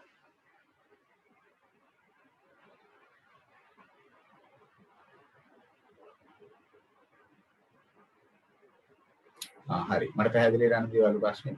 ඔකට අපි කියන්නේ අර කුලක ජනන ස්වරූපය කියලා. ඒ කියන්නේ යම්කිසි කුලකයක් නිරූපණය කිරීමක් කරනවා අපි අසමානතාවයක් ඇසුරෙන්. දැන් උදාහරණයක් මම ඒකට පොඩ්ඩක් මේ කෙනෙක්ගේ ප්‍රශ්නයක් හින්දා අහන්නේ. මොකද්ද කුලක ජනන ස්වරූපය කියන්නේ කියන එක? දැන් උදාහරණයක් විදිහට ගත්තොත් හිතන්න මෙන්න මෙහෙම මම කුලකයක් ලයිස්තුගත කරලා ලියනවා මෙන්න මෙහෙම. මේ අවයව වලින් ලයිස්තුගත කරලා ලියනවා. එහෙම නැත්නම් මට මේ A කියන කුලකේ වෙන යම් ආකාරයකින් ලියන්න පුළුවන්. කොහොමද? මේ මොනවාද මේ 2 3 5 7 කියන්නේ ප්‍රථමක සංඛ්‍යානේ. එහෙනම් 1ත් 10ත් අතර ප්‍රථමක සංඛ්‍යා. මේ කුලකයක් නිරූපණය කරන්න පුළුවන් තවත් විදියක්. විස්තරයක් විදියට මේ ලයිස්තුගත කරනවා. එහෙම නැත්නම් අපිට පුළුවන් මේ කියන කුලකේ මෙහෙම කරන්න කොහොමද වෙන් රූප සටහනක නිරූපණය. මෙහෙමත් අපිට ඕන නම් කුලකේ නම් කරන්න තියෙනවා. මේ තමයි කුලක නිරූපණය කරපු 7 දී 8 දී ආකාර 3. එක්ක වෙන් රූපයක් විදියට, එක්ක විස්තරයක් විදියට, එක්ක ලයිස්තුගත කරනවා. ඒකම අපි තව විදියකට ලියන්න පුරුදු වෙනවා 10 වසර පන්තියට ඇවිල්ලා කුලක ජනන ස්වරූපය කියලා. අන්න ඒක තමයි ඔය මගෙන් අහපු ක්‍රම. කුලක ජනන ස්වරූපය. ඒ කියන්නේ මේ කියන කුලකය තුල තියෙන අවයව සියල්ල මම පොදු නාමයක් විදියට x විදියට තෝරගන්නවා. x හරි y හරි කැමති අන්‍යයතයක්. එහෙනම් x නම් අන්‍යයතය තුලින් මේක නිරූපණය කරනවා මෙන්න මෙහෙම. x දෙතිතෙන් අදහස් කරන්නේ x කෙසේද යත් x කියන කෙනා කෙසේද යත් එයාගේ ගති ගුණේ ප්‍රකාශ කරනවා. එයාගේ ඒ කියන්නේ එයා තුල තියෙන ලක්ෂණේ ප්‍රකාශ කරනවා. x යනු ප්‍රථමක සංඛ්‍යාවකි.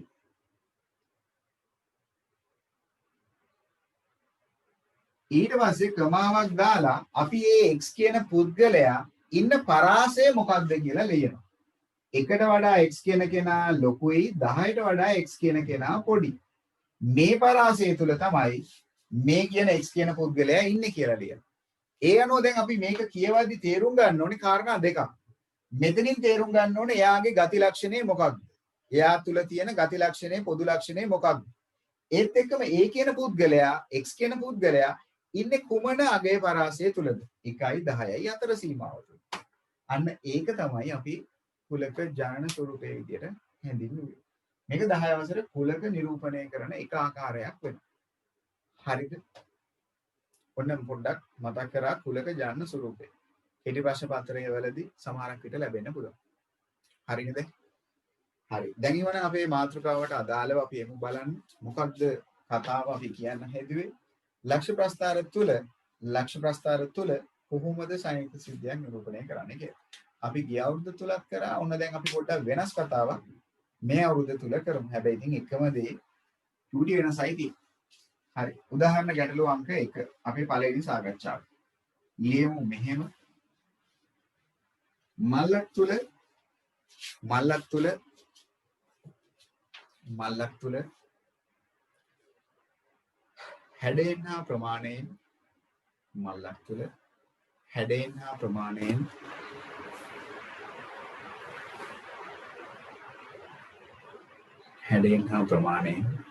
එක හා සමාන හැඩයෙන් හා ප්‍රමාණයෙන් එක හා සමාන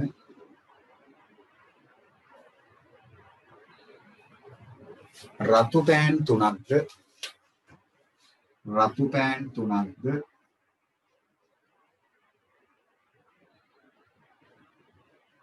නිල් පෑන් දෙකක්ද රතු පෑන් තුනක්ද නිල් පෑන් දෙකක්ද දමා ඇත. රතු පෑන් තුනක්ද නිල් පෑන් දෙකක්ද දමා ඇත. හැඩයෙන් හා ප්‍රමාණයෙන් එක හා සමාන. ඒකේ තේරුම මේක සාධාරණ පරීක්ෂණයක් කරන්නයි සූදානම් වෙන්නේ කියලා. වෙනස තියෙන්නේ මොකේද? වර්ණයේ විතරයි. ඒ පෑන් ඔක්කොම එක වගේ වෙනස තියෙන්නේ ඒ පෑනට අදාළ වර්ණයේ විතරයි. එකක් රතු අනික නිල්. එහෙම නැතුව පෑන් එක සයිස් වලින් තිබ්බොත් ඒක ඇතුළට අපි අත දාලා ගන්නකොට සයිස් එක විශාල එහෙම නැත්නම් සයිස් එක ලොකු නම් ඒක තමයි පහසුවෙන්ම අතට එන්නේ. එතකොට මේ පරීක්ෂණය සාධාරණ නෑ කියලා අපි කියනවා. සමසේ භාව්‍ය නොවේ කියලා කියනවා. මොකද ඕනෑම ප්‍රතිඵලයක් ලැබෙන්න තියෙන ඉඩ ප්‍රස්තාව වෙනස්. එකක් ලොකු එකක් පොඩි. එතකොට විශාල දේ සෑම විටම මුලින් අතට එන්න පුළුවන්. ඒ නිසා තමයි ওই කතාව කියද්දී මම කිව්වේ හැඩයෙන් හා ප්‍රමාණයෙන් එක හා සමාන රතු පෑන් තුනකුත් නිල් පෑන් දෙකකුත් ඔන්න දැන් මල්ලක් ඇතුලේ තියෙනවා කියලා. ඒකටම ලියමු අහඹු ලෙස ඒ කියන්නේ විශේෂ තේරීමකින් තොරව. හොඳට බලලා ගන්නෙ නෑ අහක බලාගෙන ගන්නවා කියන්නේ. අහඹු ලෙස මල්ල තුලින්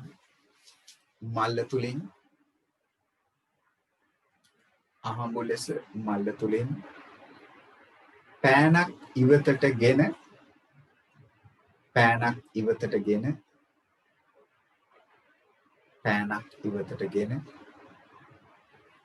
අහඹු ලෙස මල්ල තුලින් පෑනක් ඉවතටගෙන එහි වර්ණය බලා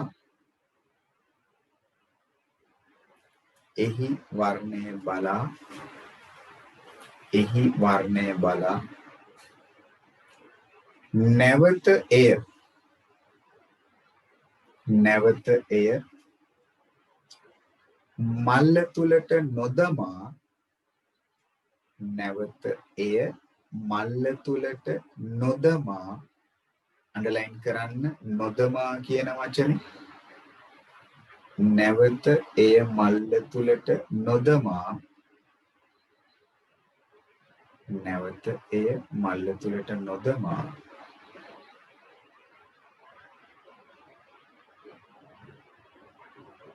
මල්ල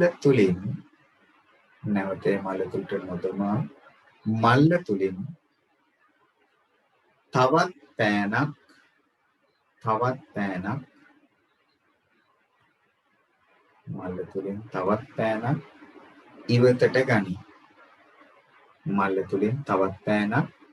ඉවතට ගනි.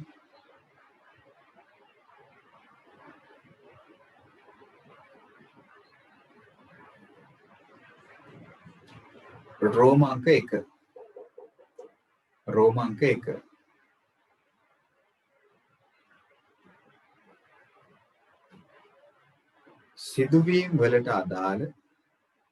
සිදුවීම් වලට අදාළ රෝමාංක 1 සිදුවීම් වලට අදාළ නියැදි අවකාශය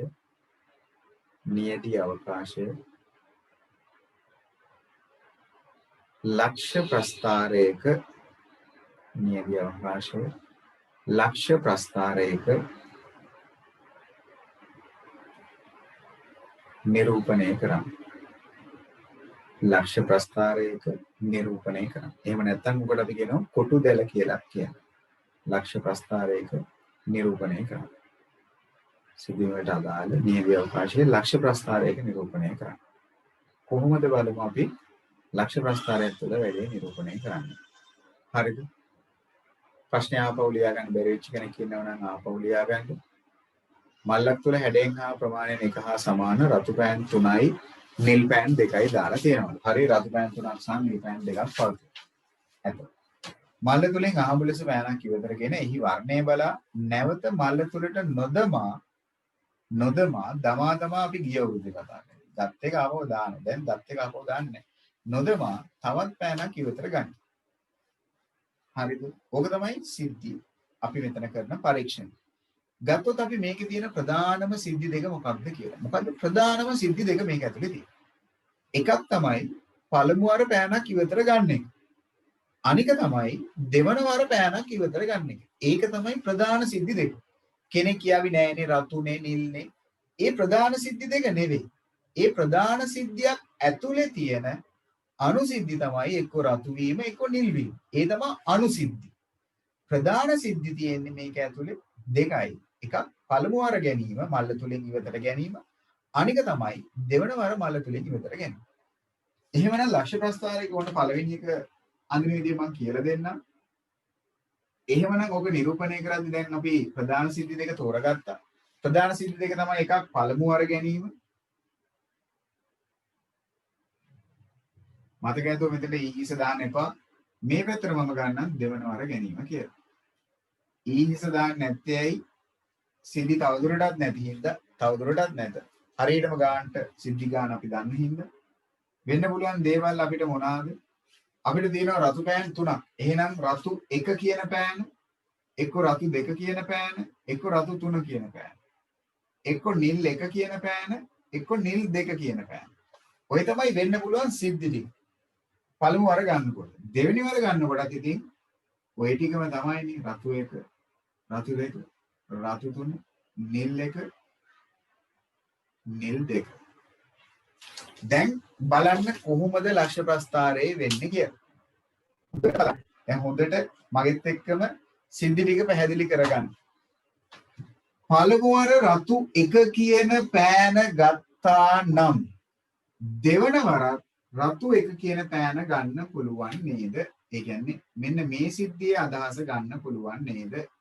පළමු වර රතු 1 දෙවන වරත් රතු 1 මෙහෙම සිද්ධියක් නිවින්දි පිළිටන්න පුළුවන් නේද? පළමු වරත් රතු 1 දෙවෙනි වරත් රතු 1 සෙදිනි පුළුවන් නේද? පළමු වරත් රතු 1 දෙවෙනි වරත් රතු 1.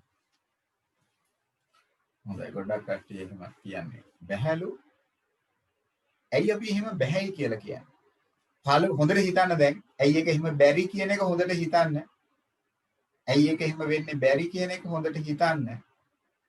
පළමු වර රතු 1 ගත්තා නම් එතනට ගිහිල්ලා හිතන්න. ඒ සිදුවීම කරන්නේ ඕගොල්ලෝ කියලා හිතලා කරන්න. පළමු වර රතු 1 කියන පෑන ගත්තා නම් කො දැන් මේ පෑන? දැන් මේ පෑන කො? දෙවෙනි වර අත දාන්න යනකොට කො දැන් මේ පෑන? ඒක මල්ල ඇතුලේද? මල්ලෙන් එළියද? ඒක මල්ලෙන් එළිය නේද තියෙන්නේ? ඒක මල්ලෙන් එළියනේ. ඇයි ගත්ත එක නැවත මල්ල ඇතුලට දැම්මේ නැහැ නේ? ඒක එළියනේ එතකොට තියෙන්නේ.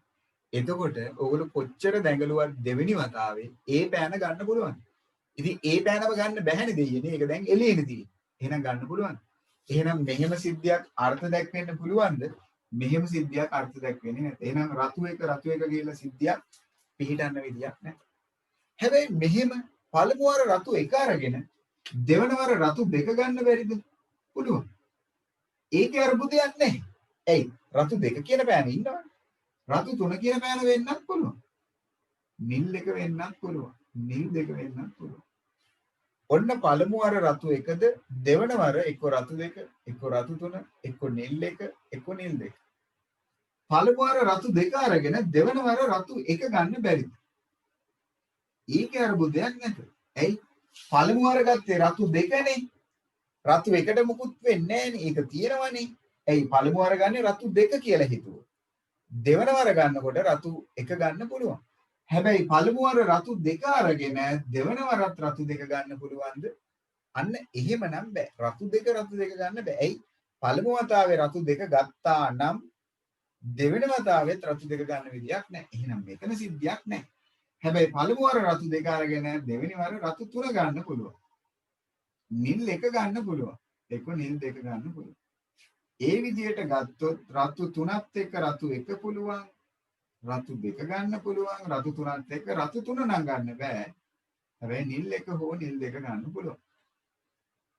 ඒ විදිහට අපි බැලුවොත් ළමයි නිල් 1ත් එක්ක නිල් 1 ගන්න බෑ. හැබැයි නිල් 2 ගන්න නම් පුළුවන්. නිල් 2ත් එක්ක මේ ඕන එකක් ගන්න පුළුවන්. හැබැයි නිල් 2ත් එක්ක නිල් 2ම ගන්න නම් බෑ. ඔන්න විය හැකි සිදුවීම් ටික. හරි. එහෙමනම් මොකද වෙන්නේ? රතු 1 රතු 1 රතු 2 රතු 2 රතු 3 රතු 3 නිල් 1 නිල් 1 නිල් 2 නිල් 2 මේ මැද තීරුව මොකද වෙන්නේ? අන්න හිස් වේවි. ඉතින් ළමයි කියන්නකෝ ඔක්කොම නියඳි අවකාශය තුල අවයව කීයක් තිබ්බද? මේ පැත්තට 5යි මේ පැත්තට 5යි. එහෙනම් 5 5 25ක් තියෙන්න ඕනේ. එහෙම නේද? හොඳයි නිවින්දි කියනම නෙවෙයිලු. 25ක් නෙවෙයිද? ඔව්. දිනතිනම් කියනවා 25ක් කියලා. හරි. 25ක් වෙන්න පුළුවන්ද? බැහැනේ. මැද තීරුවේ 5 නැහැ. එහෙනම් 25ක් තමයි හරිනම් එන්න ඕනේ. නමුත් තියෙන්නේ 25ක් නෙවෙයි. අර මැද තීරුවේ 5. විකර්ණයේ ඔස්සේ තියෙන අවයව 5. එහෙම නැත්නම් එතන තියෙන සිද්ධි 5 අයින් කරාට පස්සේ සිද්ධි කීයක් තියෙන්න පුළුවන්? අන්න සිද්ධි 20යි තියෙන්න පුළුවන්. එහෙනම් නියඳි අවකාශය තුල මුළු සිද්ධි ගන්න සිද්ධි 20ක් තියෙනවා. සරල සිද්ධි 20ක් තියෙනවා. ඕක ඇතුලේ. ඒකෙන් තමයි ඔය කියන සම්පූර්ණ ලොකු සිද්ධිය ගොඩනැගිලා තියෙන්නේ. දැන් හැබැයි මට ඔයගොල්ලෝ කියන්නකෝ මෙතන සිද්ධි 20ක් තියෙනවා කියලා. සිද්ධි 20ම එකපාර වෙනවද කියලා? මට පුළුවන් නම් කියනවා බලන්න එකපාර සිද්ධි කීයක් වෙනවද කියලා. එකපාරකට සිද්ධි කීයක් වෙන්න පුළුවන්ද? ඔය සිද්ධි 20ම වෙනවද? සිද්ධි 20න් කීයක් වෙයිද එකපාරකට? එක තමයි වෙන්නේ. එක සිද්ධියයි වෙන්නේ. ওই සිද්ධි 20 අතරින් මොකක් හරි එක දෙයක් වෙන්නේ. පළමු වර රතු 1 අරගෙන දෙවෙනි වර රතු 2 ගන්න පුළුවන්. එහෙම සිද්ධියක් වෙන්න පුළුවන්. හරි එහෙනම් වෙන්න පුළුවන් ඔය සිද්ධි 20ම වුණාට 20 අතරින් මොකක් හරි එක දෙයක් තමයි වෙන්නේ. පරීක්ෂණය තුල එක දෙයයි වෙන්නේ. හරිද? හරි. ඉස්සෙල්ලා ලක්ෂ්‍ය ප්‍රස්ථානය ඇඳ ගන්නකො මම ප්‍රශ්න ටික දෙන්න කලින්. ඊගිස දාන්න එපා. ඒක ගැන හිතන්න. අක්ෂ දෙක ලකුණු කරන්න. ඒක ගැන හිතන්න හරියට. හරි. ටක් ගාලා.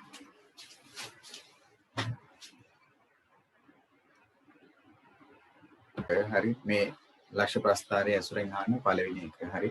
රෝමාංක 2 අවස්ථා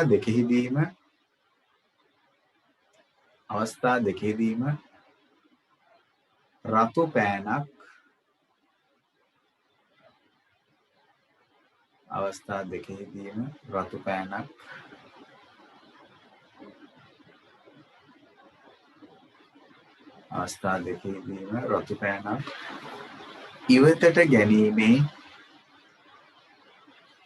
රතු පෑනක් ඉවතට ගැනීමේ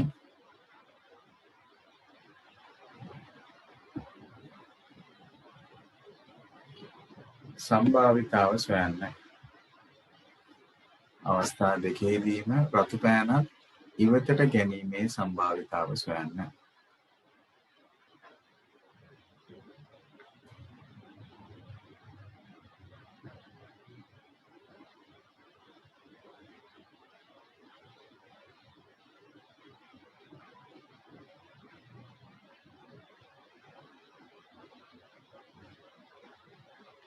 රතු පෑන ඉවතට ගැනීමේ සම්භාවිතාව සොයන්න. අවස්ථා දෙකෙහිදීම රතු පෑනක්. හොඳට ප්‍රශ්නේ කියවලා තේරුම් ගන්න. අවස්ථා දෙකෙහිදීම කියලා අදහස් කරන්නේ පළමු වතාවේ ගන්නත් ඕනේ දෙවෙනි වතාවේ ගන්නත් ඕනේ. අවස්ථා දෙකෙහිදීම රතු පෑනක් ඉවතට ගැනීමේ සම්භාවිතාව. මොකද කියන්නේ කට්ටිය? යශිනි මොකද කියන්නේ? අවස්ථා දෙකෙහිදීම රතු පෑනක් ඉවතට ගැනීමේ සම්භාවිතාව. අවස්ථා දෙකේම රතු පෑනක් ඉවතට ගන්න ඕනේ. මොකද යශිනිගේ උත්තරය යශිනි අවස්ථා දෙකේම රතු පෑනක් ඉවතට ගන්න ඕනේ. පළමු අවස්ථාවේ ගන්නත් ඕනේ දෙවෙනි අවස්ථාවේ ගන්නත් ඕනේ. හොඳයි සම්දුල් කියනවා 5යි කියලා. මට තේරෙන්නේ නැහැ 5ක් කොහොමද ගත්තේ කියලා. යශිනිත් කියන්නේ 5යි කියලා. ඒ කොහොමද 4ක් කියලා අපේ සමරසිංහ කියනවා. මට තේරෙන්නේ නැහැ කොහොමද 20න් 5 ගත්තේ කියලා. මට තේරෙන්නේ. එහෙමද? අවස්ථා දෙකේම රතු වීම 5ද? වෙනාර මොකද කියන්නේ? වෙනුකි කියනවා 6යි කියලා. ලකිතත් කියනවා 6යි කියලා. ඔව්. 20න් 6ක් එනවා නේද ළමයි? 20න් 6ක් එනවා. සරල කළ 10න් 3යි කියලා ලියන්න පුළුවන්. සෙදිනෙත් කල්පනා කරනවා ඉතින් ඒ කොහොමද එහෙම ආවේ කියලා. එහෙමද? හොඳයි. ඒෂාන අස්විනි එයා කියන්නේ 20න් 6යි කියලා. අවස්ථා දෙකේම රතු වීම කියන්නේ බලන්නකෝ අනේ මෙන්න මේ ටික නේද කියලා. අවස්ථා දෙකේම රතු වීම. මේ පැත්තිනුත් රතු වෙන්න ඕනේ මේ පැත්තිනුත් රතු වෙන්න. මට ප්‍රශ්නේ තියෙන්නේ 5 ගත්තේ කොහොමද කියලා. උත්තර එන්න පුළුවන් විවිධාකාරයි. නමුත් 5ක් කොහෙන්ද ආවේ? 5ක් ආපු විදිහ මට හිතා ගන්න බැහැ තාම. සන්දුල් කොහොමද ගත්තේ 5ක් කියනවා බලන්න. හොඳයි යසිනි දැන් ෂේප් එකේ 6යි කියලා කියනවා. හරි. එහෙනම් 20න් පංගු 6. හරි නේද සන්දුල් 6ක් එන්න ඕන නේද? හොයාගත්තද 6 වෙනි එක? හරිනේ. ඔන්න රෝමාංක 2. ඔව් සරල කරලා තියන්න පුළුවන්. කිසි ගැටලුවක් නැහැ. 10න් පංගු 3යි කියලා තියන්න පුළුවන්. ඒකේ කිසි අවුලක් නැත. නෑ ලකුණු කරන්න කිව්වොත් ලකුණු කරන්න. ලකුණු කරයි කියලා වැරද්දක් නැහැ. හරි කියයි සමහරක් විතර කිව්වොත් ඒක අනිවාර්යෙන් ලකුණු කරලා තියන්න. එහෙම නොකරයි කියලා ගැටලුවක් නැහැ. හරි රෝමාංක 3 අවස්ථා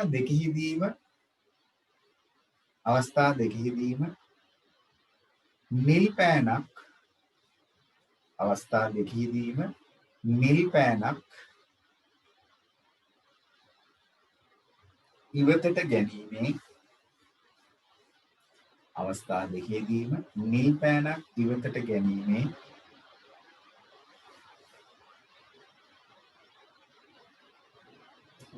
සම්භාවිතාව සොයන්න. අවස්ථා දෙකෙහිදීම නිල් පෑනක් ඉවතට ගැනීමේ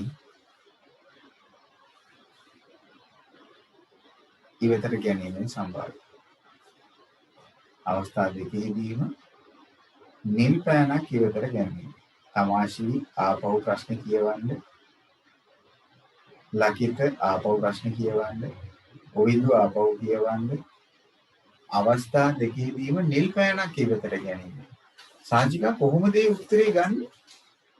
මට තේරෙන්නේ නැහැ. 11 කුත් ඇවිල්ලා. අවස්ථා දෙකේම නිල් පෑනක් ඉවතට ගන්න. නිවිදි කොහෙන්ද නිවින්නේ උත්තරය ආවේ? ප්‍රශ්න කියවන්නේ නැහැ නේ ඉතින් මේගොල්ලෝ හරියට. හොඳට හිතලා කියවනවා ප්‍රශ්න කියවනවා ආපහු. අවස්ථා සම්දුල්ල ආපහු ප්‍රශ්න කියවන්න.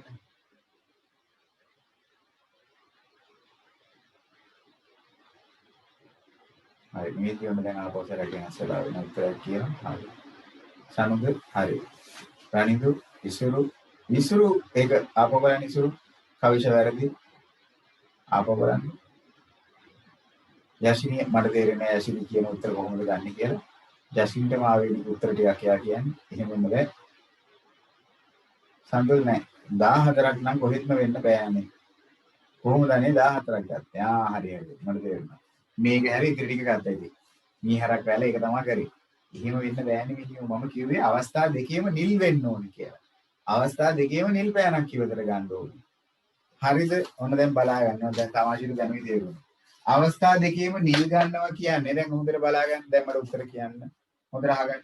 අවස්ථා දෙකේම නිල් වෙන්න ඕනේ. ඒ කියන්නේ පළමු වරක් නිල් වෙන්න ඕනේ, දෙවෙනි වරක් නිල් වෙන්න ඕනේ. පළමු වරක් නිල් වෙන්න ඕනේ, දෙවෙනි වරක් නිල් වෙන්න ඕනේ. ඒ කියන්නේ මේ පැත්තෙනුත් නිල් වෙන්න ඕනේ, මේ පැත්තෙනුත් නිල් වෙන්න ඕනේ. ඉතින් අනේ එහෙම සිද්ධි මට පේන්නේ මෙච්චරයි. ඕක නෙවෙයිද බලන්න හොඳට ආපහු කරේ. දැන් කියාවේ ඉතින් නෑනේ මේවත් නිල් නෙමේ ඔක්කොම නිල් නේ කියලා. ඉතින් අනේ මේක නිල් කියන්නේ පළමු වර නිල්.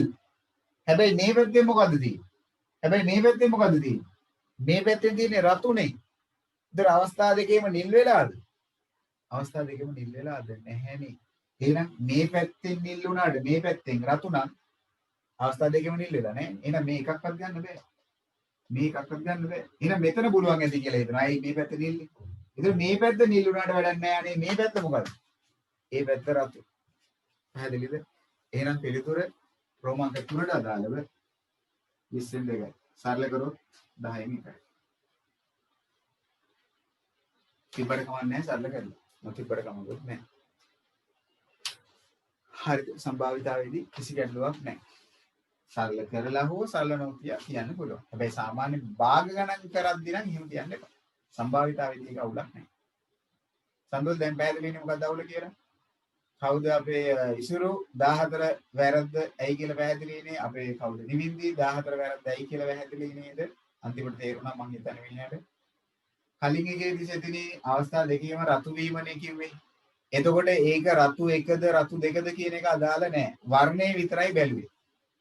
රතු එක වුණත් රතු දෙක වුණත් එයා රතු. එහෙනම් කොහොමත් රතුනේ. ඒ නිසා තමයි අවස්ථා දෙකේම රතු වීම ගැන කිව්වේ. ඒක රතු එකයි රතු දෙකයි වුණත් රතු එකයි රතු තුනයි වුණත් කොහොමත් රතුනේ. වර්ණය විතරයි බැලුවේ. පෑනේ අංකේ බැලුවේ නැහැ. අවස්ථා දෙකේම රතු වීම ගැනයි. හරිද? ඒකයි හිතෙන ඉස්සර කාරණේට අදාළ උත්තරේ. රෝමාංක 4 බලමු මේක දැන් සී කල්පනාවෙන් කියයිද කියලා. පෙරේර වැඩේ පැහැදිලි නේද? ඒකේ අර්බුදයක් නැහැ නේ. හරි. වෙනුගේ ඒක පැහැදිලිද? වෙනුකිට තමයි ඔබ දැන් කල්පනා කරනවා ඇති වෙනුගේ සමහරක් විතර දැන්. හරිද? පෝජනී කල්පනා කරනවා ඇති සමහරක් විතර මොකක්ද මේ උනේ කියලා. නෑනේ. හරි. මම යනවා බලන්න අංක 4ට. හරි. රෝමාංක 4 බලමු මේක සී කල්පනාවේ සිංහල හරියට කියවන්න. භාගයට කියවන්න එපා. ප්‍රශ්නේ භාගයක් කියවලා මේ සම්භාවිතාව කවදාවත් කරන්න බෑ. හරි. හොඳට හිතන්න, කියවන්න. මොකද මේක සුළු කරන්න මහන්සි වෙන්න දෙයක් නැහැ. හිතලා කෙටි උත්තරනේ. හරි පොඩි ප්‍රමාණයක් තමයි මේ ගානටම යන්නේ. හරි. හැබැයි මේ පොඩි ප්‍රමාණයක් වුණාට හොඳට හිතලා ලියන්න ඕනේ. රෝමාංක 4. අවස්ථා දෙකෙහිදීම හොඳට කියවලා බලන්න බෑ. හොඳේ. අවස්ථා දෙකෙහිදීම ලියා ගන්න රෝමාංක 4. අවස්ථා දෙකෙහිදීම එකම වර්ණයෙන් යුත් අවස්ථා දෙකෙහිදීම එකම වර්ණයෙන්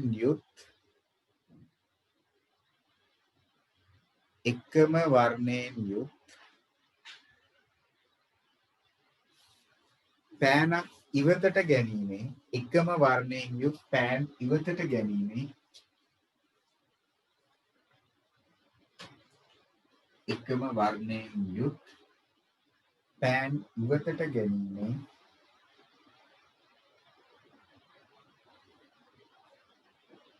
සම්භාවිතාව සොයන්න. එකම වර්ණයෙන් යුත් පෑන් ඉවතට ගැනීමේ සම්භාවිතාව සොයන්න. හොඳයි විදුෂ අදහස හරි. රමික හොඳයි. රණදි හරි. කුසුමි හරි. නදුනි සයිරු හරි. කවිෂ වැරදි. එහෙම බෑ තමාෂි එක උත්තරය. යශිනි ආපහු වැරදි. නවෝදය හරි. වෙනුකි හරි. සමරසිංහ වෙලේ හරි. ශාන හරි. තමාෂි හරි. චරුත උදාන වැරදි. වැරදි තේරුම් ගැනීමක් ඒ ප්‍රශ්නෙට දෙන්නේ වැරදියට ඒ ප්‍රශ්නේ තේරුම් ගත්තා. වෙනාර හරි. යශිනී ඔන්න දැන් හරි කියලා. ගයෂ හරි. තුෂාර කවි හරි. එහෙනම් මොකක්ද මේ අහන්නේ? අවස්ථා දෙකෙහිදීම එකම වර්ණයෙන් යුතු වීම කියන්නේ සමහරක් අයගේ උත්තර තිබ්බ බිඳුව කියලා. එහෙම උත්තර මං හිතන්නේ දෙන්නේ කිව්වෝ තුන් දෙනෙක් මම දැක්කා. ඒගොල්ලෝ මේ ප්‍රශ්නේ තේරුම් ගත්තේ මෙන්න මෙහෙමයි. ඒගොල්ලෝ බිඳුව ගත්තේ මෙන්න මෙහෙමයි. ඒගොල්ලෝ ප්‍රශ්නේ කියෙව්වේ මෙන්න මේ විදියට. ඒගොල්ලෝ කියෙව්වේ අවස්ථා දෙකෙහිදීම එකම පෑන අවස්ථා දෙකෙහිදීම එකම පෑන ඉවතට ගැනීමේ සම්භාවිතාව. අන්න එහෙම ප්‍රශ්නය ඇහුවනම් එතකොට උත්තරේ බිඳුවයි. ඇයි? අවස්ථා දෙකේ එකම පෑන ගන්න පුළුවන්ද? බැහැ. ඇයි? පළමු අවස්ථාවේ ගත්ත පෑන දැන් එළියි. ඊට දෙවෙනි අවස්ථාවේ එම පෑනම ගන්න පුළුවන්ද? බැහැ. අන්න ඒකයි චරුත ඔයා කියවපු විදිය. ඔයා කියුවේ වෙන විදියකට. අවස්ථා දෙකේම එකම පෑන ගන්නවයි කිව්වොත් සම්භාවිතාවක් නැහැ. බිඳුව තමයි. මේකෙම ඇහුවේ අවස්ථා දෙකේම එකම පෑනක් ගන්නවා කියලා නෙවෙයි. හොඳට බලන්න කියවලා. මම ඇහුවේ මොකක්ද? අවස්ථා දෙකෙහිදීම එකම වර්ණයෙන් යුතු පෑන් ඉවතට ගැනීම. එකම පෑන ගන්නවා කියලාවත් එහෙම කිව්වේ නැහැ. එකම වර්ණයෙන් යුතු පෑන ගන්නවා කියලා. ඒ කියන්නේ නිල් එක නිල් පෑනක් ගන්න ඕනේ. නිල් නිල් හරි. එක රතු එක රතු. රතු රතු හරි. එක නිල් නිල් හරි. අන්න ඒකයි මම ඇහුවේ. ඉතින් අපි පළවෙනි ප්‍රශ්න දෙකේදී ඉගෙන ගත්තා රතු රතු වීම 20න් 6යි නිල් නිල් වීම 20න් 2යි. එහෙනම් මුළු සම්භාවිතාව ගැන නේද ඔය අහන්නේ. එහෙනම් කීයද උත්තරේ? 20න් 8යි. අවස්ථා දෙකෙහිදී එකම වර්ණයෙන් යුතු පෑන් ඉවතට ගැනීම. එකම වර්ණයෙන් යුතු එක්ක රතු රතු එක්ක නිල් නිල්. එහෙනම් 20න් 8යි. හරි. දැන් ඒ කතාවත් හරි. අංක 5 රෝම අංක 5 බලමු මේක.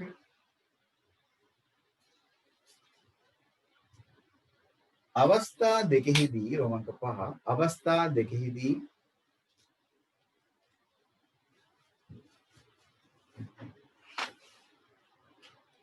වෙනස් වර්ණ වලින් යුතු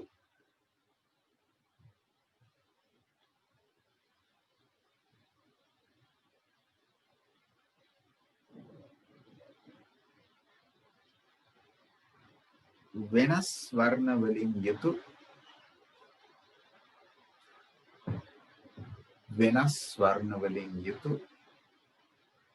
පෑන් ඉවතට ගැනීමේ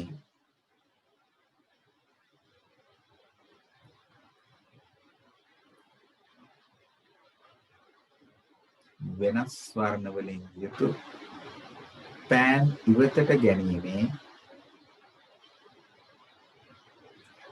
සම්භාවිතාව සොයන්න. වෙනස් වර්ණ වලින් යුතු පෑන් ඉවතට ගැනීම. හොඳයි. දැන් නම් ගොඩක් කට්ටිය හරි උත්තරයක් දෙනවා. හොඳයි. වැරදි උත්තරයක් ආවේම නැත. ඔව් ඔක්කොමල්ල හරි උත්තරේ දීලා තියෙනවා. හොඳයි. දැන් නම් කට්ටියම හරි. හතරවෙනි අවස්ථාව යනකොට තමයි වැඩේ පොඩ්ඩක් පැහැදිලි වුණේ. හොඳයි. තමාෂිට ඕන දැන් පුළුවන් වෙලා තියෙනවා. හොඳයි. සචිනි හරි. එහෙනම් මොකක්ද වෙනස් වර්ණ වලින් යුතු කියන්නේ? මේකේ විරුද්ධාර්ථය නේද මේ අහලා තියෙන්නේ? මේකේ හිව්වේ එකම වර්ණයෙන් වීමනේ. එකම වර්ණයෙන් වීම 20න් 8 නම් ඉතුරු සියල්ල වෙනස් වර්ණ වලින් වෙන්න ඕන. එහෙනම් 20න් 12යි. හොඳයි. රෝමාංක 6 බලමු මේක හරියට කියවා ගනීද කියලා.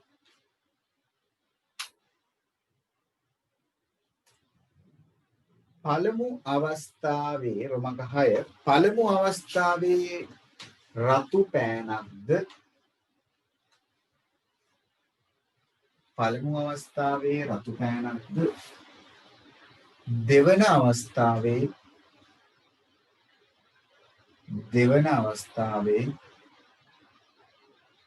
නිල් පෑනක්ද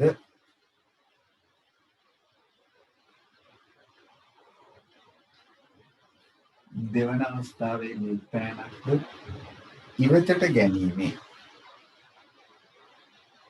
පළමු අවස්ථාවේ රතු පෑනක්ද දෙවන අවස්ථාවේ නිල් පෑනක්ද ඉවතට ගැනීමේ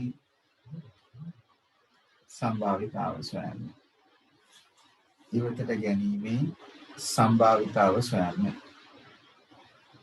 හොඳයි. දැන් නම් පොඩ්ඩක් විතර හරි ගිහිල්ලා වගේ. සත්මි මොකද සත්මි උත්තරේ නැතංග මොකද උත්තරේ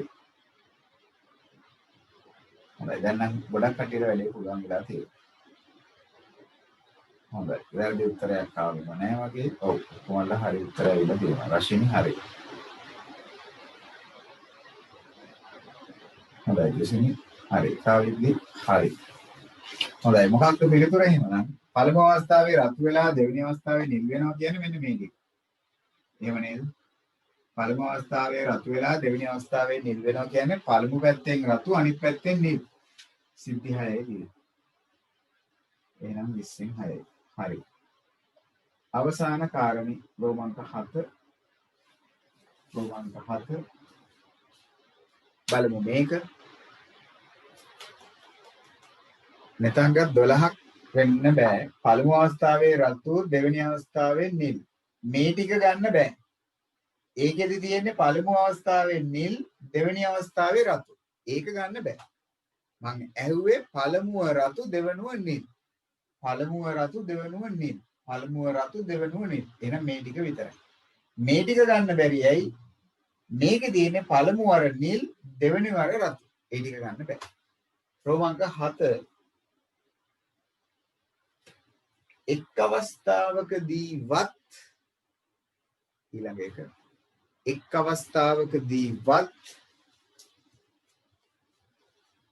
අවස්ථාවකදීවත්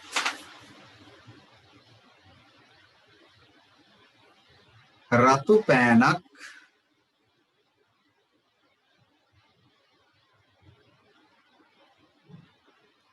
ඉවතට ගැනීමේ එක් අවස්ථාවකදීවත් රතු පෑනක් ඉවතට ගැනීමේ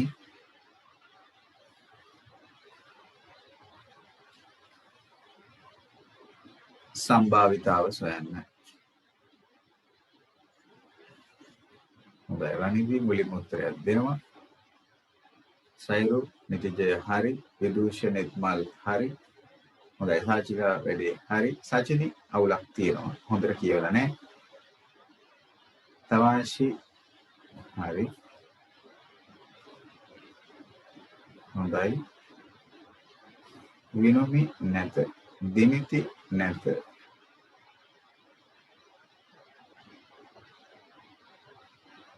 මම කවුරු හරි දැක්ක 23ක් කියලා උත්තරයක් දාලා තිබ්බා.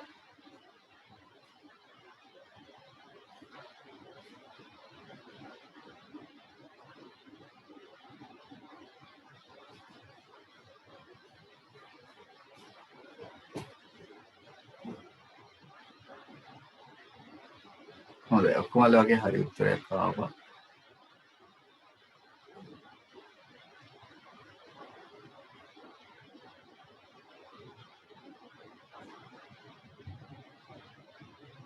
හරි. මට හරි ඔක්කොම හරි උත්තරයක් තිබ්බා. මලිතිගේ ප්‍රශ්නේ පැහැදිලි මදි මට තාම මොකක්ද කිව්වේ කියලා. මම කිව්වේ පස්වෙනි ප්‍රශ්නේදී වෙනස් වර්ණ වලින් යුතු වීමනේ. ඒ කියන්නේ එකක් රතු වෙලා අනික නිල් වෙන්න ඕනේ. එකක් නිල් වෙලා අනික රතු වෙන්න ඕනේ. හරිද? එහෙම අවස්ථා විදියට ගත්තොත් 12ක් නේ තියෙන්නේ. රතුයි නිලුයි වෙන්නත් එක්ක නිලුයි රතුයි වෙන්නත්. එහෙමනම් 20න් 12 වෙන්න ඕන නේද? ඒකේ අරුබුදයක් නැහැ නේද?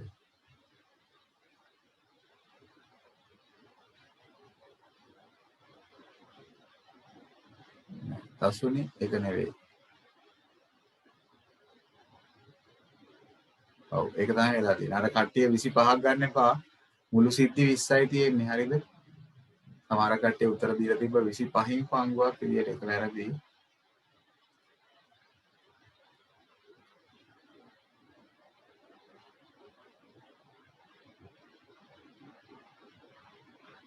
ඔව් ඒක හරි.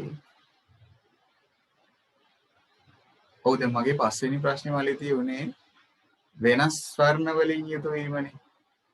එතකොට වෙනස් වර්ණ වලින් යුතු වීම කියන්නේ නිල් පැත්තකුයි රතු පැත්තකුයි. එක පෑනක් නිල් වෙන්න ඕනේ අනික රතු වෙන්න ඕනේ.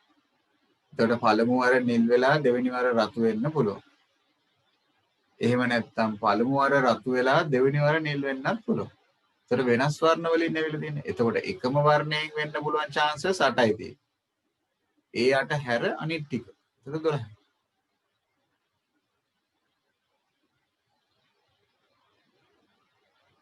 නිල් එකයි නිල් දෙකයි කියලා ගත්තත් හරි. ඒ කියන්නේ එකම වර්ණය. හැබැයි වෙනස් පෑන්. අපෙන් අහන්නේ පෑනේ වෙනස නෙවෙයි වර්ණය සමානද අසමානද කියන එක විතරයි. හරි. හරි අවසාන කාරණේට උත්තර ගොඩක් ඇවිත් තිබ්බා. හරි උත්තරේ ඇවිල්ලා 20න් 18. එතනදී ඔයගොල්ලෝ තේරුම් ගන්න නැති දේ තමයි සිංහල. හරි. මං අහලා තියෙන්නේ මොකක්ද? එක් අවස්ථාවකදීවත් රතු පෑනක් ගන්න ඕනේ කියලානේ. හරි. ඔන්න ඔය වත් කියන කතාව තමයි තේරෙන්නේ නැත්තේ. එක් අවස්ථාවකදීවත් රතු පෑනක් වෙනවා කියන්නේ දැන් හිතන්න මෙහෙම ඔයගොල්ලෝ ඕලෙල් සමත් වෙන්න අඩුම තරමේ වැඩ 6ක් වත් සමත් වෙන්න ඕනේ කියලා. අඩුම තරමේ වැඩ 6ක්වත් සමත් වෙන්න ඕනේ කියලා. ඒතර වැඩ 6ක් වත් සමත් වෙනවා කියන්නේ වැඩ 6ක් සමත් වෙන උන් විතරද සමත් කියන්නේ? ඒතර වැඩ 9ම සමත් වුණොත් උන් ෆේල්ද? නෑ උනුත් පාස්. ඒතර මොකද්ද මෙතන වත් කියන්නේ? ඒක තමයි මිනිමම් අවම සීමාව. එතකොට එක පෑනක් වත් රතු වෙන්න ඕනි කියන්නේ සමහරක් විට පෑන් දෙකම රතු වෙන ඒවා වඩා හොඳයි නේද? එක් පෑනක් වත් කියන්නේ පෑන් දෙකම වඩා හොඳයි නේ. වැඩ 6ක් වත් සමත් වෙන්න ඕනේ කියන්නේ වැඩ 7ක් 8ක් 9ක් සමත් වුණොත් වඩා හොඳයි නේ. අවමේ තමයි 6. ඒ වගේ මෙතන එක් පෑනක් වත් රතු වෙන්න ඕනේ කියන්නේ පෑන් දෙකම රතු වෙන අවස්ථාව ගන්නත් පුළුවන්. එකක් විතරක් රතු වෙන අවස්ථාව ගන්නත් පුළුවන්. හැබැයි එහෙමනම් ඔකේ ව්‍යංගයේ තේරුම් ගන්න ඕනේ. එක් පෑනක්වත් රතු වීම කියන්නේ ගන්න බැරි දේ මොකක්ද? චුට්ටක් හිතන්නකෝ ගන්න බැරි දේ මොකක්ද කියලා. ගන්න බැරි දේ මොකක්ද අපිට? එක් අවස්ථාවක් වත් රතු වෙන්න ඕනේ කියන්නේ ගන්න බැරි දෙයක් තියෙනවනේ අනේ. අන්න හරි. මොකද්ද ගන්න බැරි දේ? අවස්ථා දෙකේම නිල් වීම ගන්න පුළුවන්. පෑන් දෙකම නිල් වුණොත් ඒක ගන්න පුළුවන්. ඒතකොට එක අවස්ථාවකදී අතරත් වෙවිලා නැහැනේ. එහෙනම් නිල් අවස්ථාව ගන්න බැහැ. ඒ කියන්නේ මෙන්න මේ සිද්ධි දෙක ගන්න බැහැ. එහෙනම් ගන්න පුළුවන් වෙන්නේ ඉතුරු ටික නේද? ගන්න බැරි ටික දෙකයි. ඔක්කොම සිද්ධි 20යි. එහෙනම් ගන්න පුළුවන් වෙන්නේ නිසල්ම හේවන කීයක් වෙන්න ඕනේද? අන්න 18ක් වෙන්න ඕනේ. හරිද? එක් අවස්ථාවකදීවත් රතු පෑනක් ගන්නවා කියන්නේ ඕක. හැබැයි පුළුවන් නම් ටක් ගාලා ලියන්න ඕනේ නැහැ. කියන්න බලන්න. මෙහෙම කිව්වනම් ප්‍රශ්න.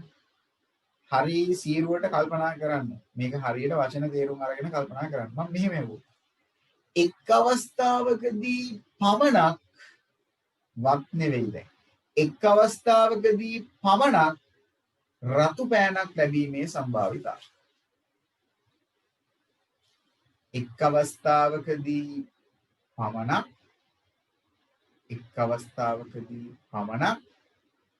රතු පෑනක් ලැබී. අන්න දැන් වත් කියන එක නෙවෙයි. දැන් ඇහුවේ එක් අවස්ථාවකදී පමණක්.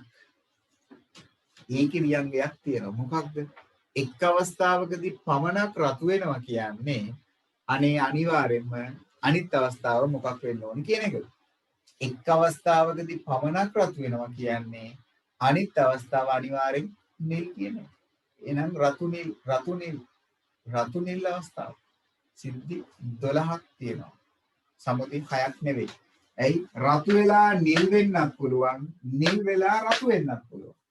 කොහොම හරි අවස්ථා දෙකෙන් එකකදී රතු වෙනවනේ. එක් අවස්ථාවකදී පමණක්නේ කියන්නේ. එතකොට රතු නිල් වෙන්නත් පුළුවන්, ඒක නිල් වෙලා රතු වෙන්නත් පුළුවන්. එක් අවස්ථාවකදී රතු වෙන එහෙනම් සිද්ධි 12ක් තියෙනවා. මේ ටික ගන්න බෑ. ඇයි? එතනදී අවස්ථා දෙකේම රතු වෙලා. මෙතනදී ප්‍රශ්නේ අහන්නේ එක් අවස්ථාවකදී පමණක්. එහෙම වුණොත් හරියට තේරුම් ගන්න. ඔන්න පළවෙනි සාකච්ඡාව අද දවසේ තුල කතා කරමු. මේ අවස්ථාවේදී විශේෂත්වය මොකක්ද? අර මැද තීරුව හිස් වෙනවා. ඇයි මැද තීරුව හිස් වෙන්නේ? පළමු වර ගත්ත පෑනම දෙවෙනි වරක් ගන්න පුළුවන්ද? බැහැ. ඇයි ගන්න බැරි? ඒක දැන් එළියේ තියෙන්නේ. පළමු වර ගත්ත එක නැවත මල්ල ඇතුළට දාලා නැහැ. එතකොට මොකද වෙන්නේ? ඒ පළමු වර ගත්ත පෑනම දෙවෙනි වරක් ගන්න බෑ. ඒ කියන්නේ රතු එක අරගෙන ආපහු රතු එක ගන්න බෑ. රතු දෙක අරගෙන ආපහු රතු දෙක ගන්න බෑ. ඇයි ඒක දැන් මල්ලෙන් පිට තියෙන්නේ? ඒකයි කාරණේ. ඒකයි මැද පේලිය හිස්සුනේ. හරිද? දැන් අපි යම් බලන්න අද දවසේ දෙවෙනි සාකච්ඡාව. මේ වගේමයි ඉතින් ආපහු දෙවෙනි කාරණා. ප්‍රශ්න ආකාර මං 6 විදියක් ගැන ඔයගලන්ගෙන් අහුවා. සිංහල තමයි වෙන ලොකු දෙයක් නැහැ. හරියට ප්‍රශ්නේ තේරුම් ගන්න අයියෝ. හරි දෙවෙනි සාකච්ඡාව ලියමු මෙහෙම.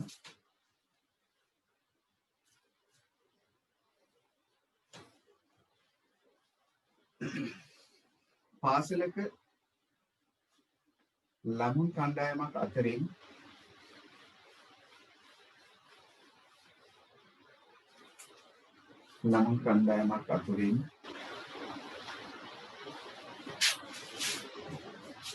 ශිෂ්‍ය නායක තනතුර හා ශිෂ්‍ය නායක තනතුර හා උපනායක තනතුර ශිෂ්‍ය නායක තනතුර හා උපනායක තනතුර සඳහා ශිෂ්‍ය නායක තනතුර හා උපනායක තනතුර සඳහා නායක තනතුර හා උපනායක තනතුර සඳහා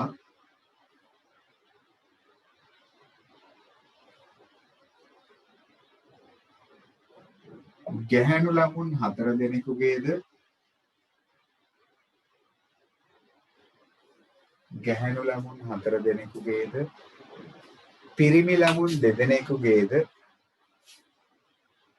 ගැහැණු ළමුන් 4 දෙනෙකුගේද පිරිමි ළමුන් 2 දෙනෙකුගේද ගැහැණු ළමයි 4 දෙනෙකුගේද පිරිමි ළමුන් 2 දෙනෙකුගේද නම් යෝජනා වී ඇත.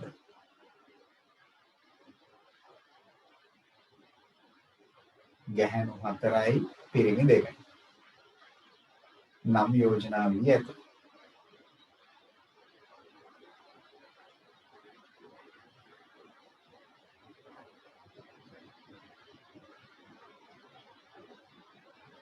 ඒකටම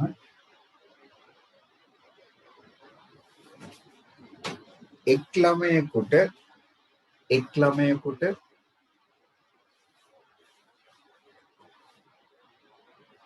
මෙම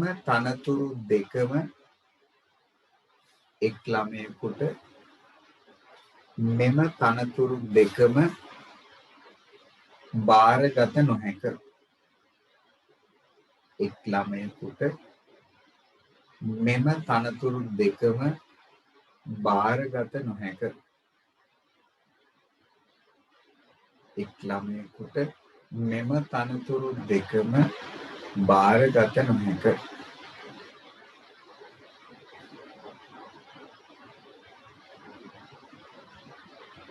රෝමාංක 1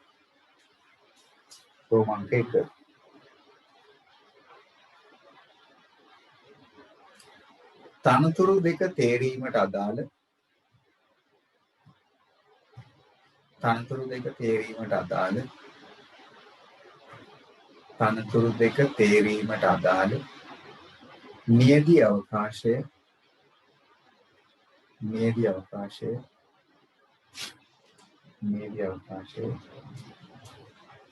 ලක්ෂ ප්‍රස්ථාරයක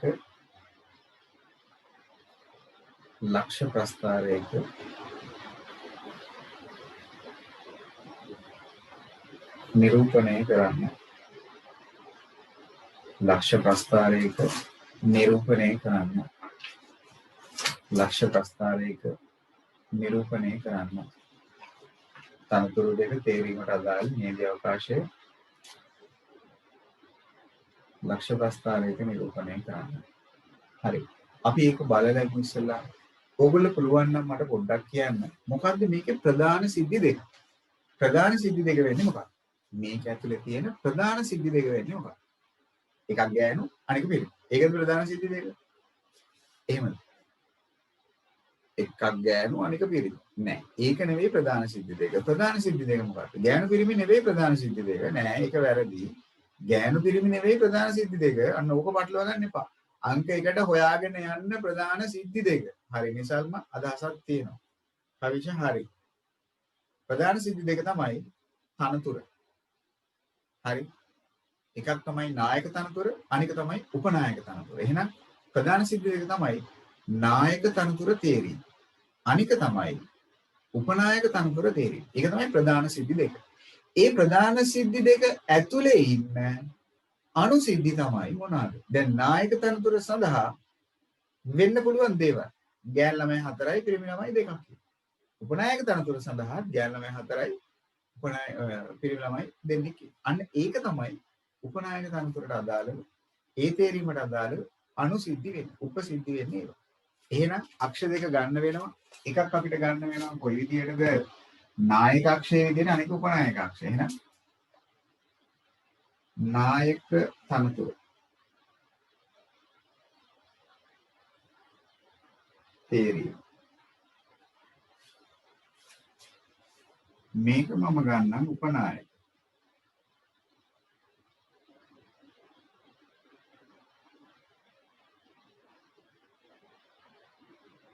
එහෙනම් නායක තනතුර සඳහා මේකේ ළමයි 6 දෙනාම ඉන්නවනේ. එහෙනම් ගෑන් ළමයි 4ක් ඉඳලා ගැහැණු 1, ගැහැණු 2, ගැහැණු 3, ගැහැණු 4. පිරිමි 1, පිරිමි 2.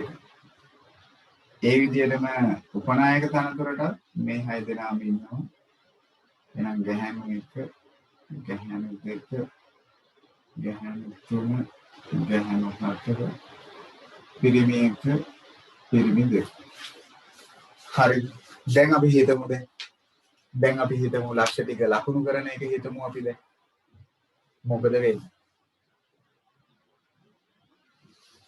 නායක තනතුර ගැහැණු 1 කියන ළමයට ලැබුණා නම්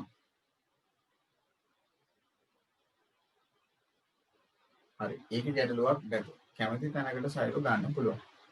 ඒක අර්බුදයක් නැත. ඒක මේ පැත්තෙන් ගත්තත් කමක් නැහැ. මේ පැත්තෙන් වෙන්න මේ අපි ලක්ෂ තොරතුරු වලට අදාළව ලකුණු වෙන තැනක දැම්මොත් හරි. හරි. එහෙනම් මොකද වෙන්නේ? හරි. ගැහැණු 1 කියන කෙනාට නායක තනතුර ලැබුණා නම් උපනායක තනතුරත් ගැහැණු 1 කියන ළමයාට ලැබෙන්න පුළුවන්ද? බැහැ නේද? ඒක පැහැදිලිනේ හොඳටම. ඒක තමයි මම අර කිව්වේ. දැන් එහෙම නොකියන අවස්ථාවක් තියෙනවා සමහරක් වෙලාවට. ඒ කියන්නේ දැන් සමහරක් ගණන් වලදී තනතුරු දෙකම එකම කෙනාට ලැබෙන අවස්ථා තියෙන්න බැරි කමක් නැහැ. ගොඩක් විට නැහැ. එහෙම කියනවා අපි. තනතුරු දෙකම එක්කෙනාට ලැබෙන මොහොතක් තියෙන්න සමහරක් වෙලාවට පුළුවන්. ඒක ගානෙදී කියනවා. එහෙම වුණොත් මැද සිද්ධියක් තියෙන. ඒකට නායක උපනායක දෙකම එකම ළමයාට. එහෙම යන්නේ නැහැ නේ සාමාන්‍යයෙන්. නායක තනතුර එක්කෙනෙක්ට උපනායක තනතුර තව කෙනෙක්ට. හරි. එහෙමනම් නායක තනතුර ගැහැණු 1 කියන ළමයාට ලැබිලා උපනායක තනතුර ගැහැණු 1 ළමයාට ලැබෙන්න බෑනේ. එකම කෙනාට තනතුරු දෙකම යනවනේ එතකොට. නායක තනතුර ගැහැණු 1 කියන කෙනාට ලැබිලා උපනායක තනතුර ගැහැණු 2 ළමයාට ලැබෙන්න පුළුවන්. එක්ක ගැහැණු 3, එක්ක ගැහැණු 4, එක්ක පිරිමි ළමයෙක් ලැබෙන්න පුළුවන්. එක්ක පිරිමි 2 කියන ළමයට ලැබෙන්න පුළුවන්. ඔන්න ඔය විදියට සිද්ධි ටික ලකුණු කරගෙන යන්න. එහෙනම් ගැහැණු 2 ළමයට හම්බුනවා කියන නායක තනතුර උපනායක තනතුර ගැහැණු එක කියන ළමයට ලැබෙන්න පුළුවන්. ගැහැණු දෙක ළමයට ලැබිලා ගැහැණු දෙක ළමයට උපනායකයක් වෙන්න බෑ. එහෙනම් අර අපි කලින් කරගත්ත විදියටම විකර්ණයේ ඔස්සේ අපිට එහෙමනම් ඉඩසක් එයි. හරි පටන් ගන්නකො එහෙමනම් ටක් ගාලා ඒ ටික ලකුණු කරන්න. අර ගානම තමයි.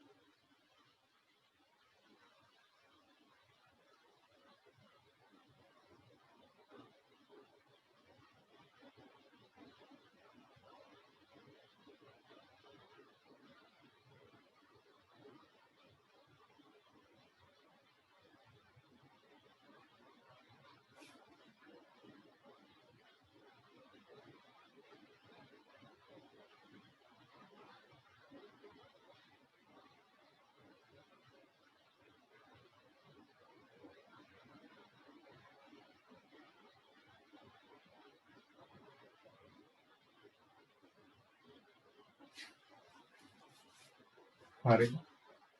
ඔන්න අදාළ සිද්ධි ටික. හරිද? සිද්ධි බලන්නකො කීයක් තියෙනවද කියලා. මේ පැත්තට 6යි මේ පැත්තට 6යි. එහෙනම් 6 වරක් 6 36යි. එහෙමද බලන්නකො. 36න් මැද පේලිය නැති වෙනවා. එතකොට තියෙන්නේ ඔව් මිසල්ම 30ක් තමයි තියෙන්නේ. හරි ඔන්න එහෙමනම් ලක්ෂ ප්‍රස්තාවය. ඒක ඕගොල්ලෝ කතර වලින් ගන්න එක කමක් නැහැ.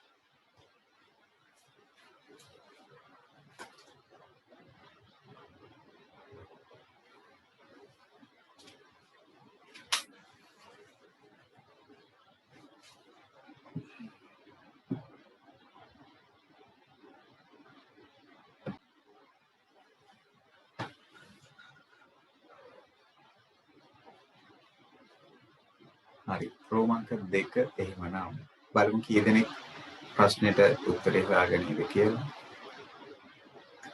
නායක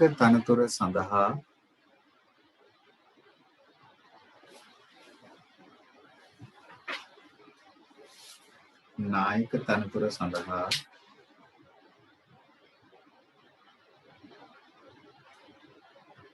ගැහැණු ළමයෙකු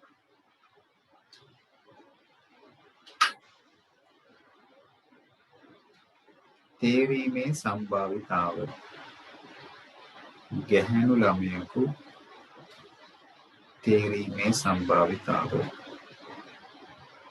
ගැහැණු ළමයෙකු තේරීමේ සම්භාවිතාව ගැහැණු ළමයෙකු තේරීමේ සම්භාවිතාව නායක තනතුර සඳහා ගැහැණු ළමයෙකු තේරීමේ සම්භාවිතාව නායක තනතුර සඳහා ගැහැණු ළමයෙකු තේරීමේ සම්භාවිතාව බලමු කෞමදීගේ අවස්ථාව කෞමදී කියමු බලන්න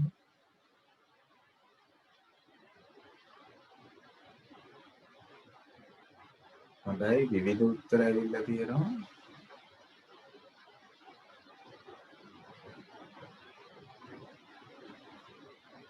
ඔය කියන ප්‍රශ්නේ ගැන විතරක් හිතන්න. අනිත් ඒවා හිතන්න යන්න එපා. ඒකෙන් තමයි ඔය ගාන වැරදින්නේ. සාචිකා අන්න ඒක තමයි යවුල. කියන දෙයට වඩා හිතනවා. එතකොට තමයි යෝග වර්ධින්නේ. තමාෂි යන්න එතකොට වැඩේ නානවා. හරි. වැඩේ නාලා තියෙන්නේ භාගයට භාගයක්ම කට්ටිය. දිනිති වැරදි, නිවින්ද වැරදි, සම්දෝල් වැරදි, විදුෂා වැරදි. අන්න ඒක තමයි තමාෂි මම දැන් කිව්වේ. අනවශ්‍ය දේවල් හිතන්න යන්න එපා. ගුණරත්න වැඩේ හරි. සමරසිංහ වැඩේ හරි. ගානිදි හරි. රශිනි වැරදි. යශිනි හරි. නවෝද්‍ය වැරදි. රුෂාර කවිත් වැරදි. සසුනි වැරදි වගේ මට පේන්නේ. ඔව් වැරදි. වානුක රාජපක්ෂ වැරදි. රෝෂිනි හරි. වෙනුකි උනාය වැරදි. වෙනුමි වැරදි. වෙනුකි නැත වැරදි. ෂෙනාලි වැරදි. සඳලි වැරදි. තමාෂි මට පේන එක වැරදි කියලා. උදානි හංසිකා හොඳයි. මලිති කොහෙන්ද මලිති ඒ උත්තරේ හොයාගත්තේ? ආපහු බලනවා ආපහු ගන්න එක වැරදි. වීරමුණි හොඳයි. වීරමුණි හොඳයි. සාචිකා වැරදි. දෙකකුත් ඇවිල්ලා සමහරක් අය තනි මට තේරෙන්නේ නැහැ කොහොමද ඒ උත්තරේ ගත්තේ කියලා. බෙනාර වැරදි. කවුමදී කෝ තුෂාර කවිත් ඒ කොහෙන්ද ඒ උත්තරය ආවේ?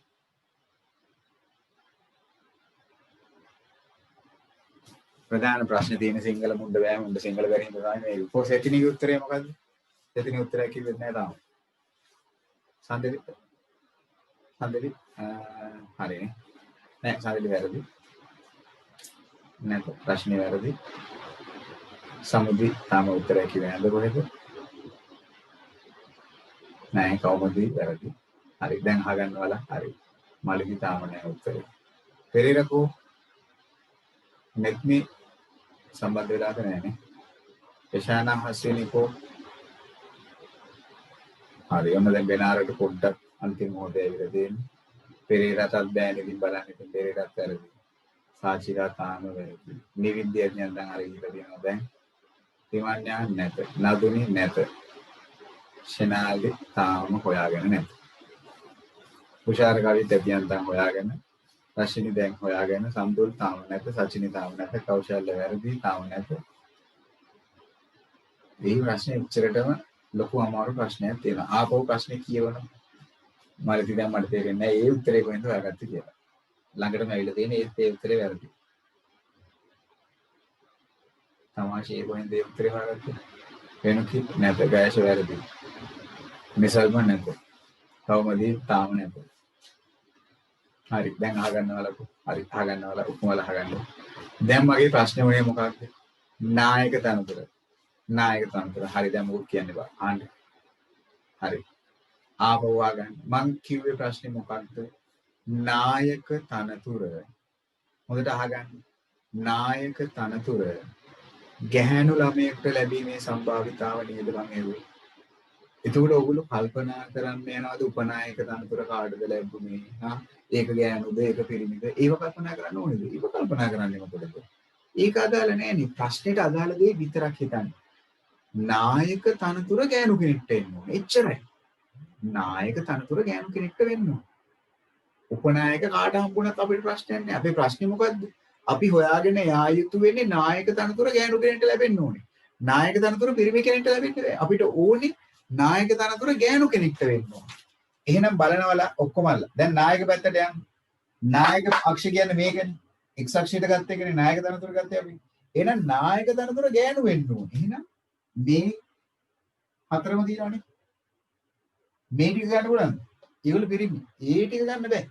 එහෙනම් නායක තනතුර ගෑනු.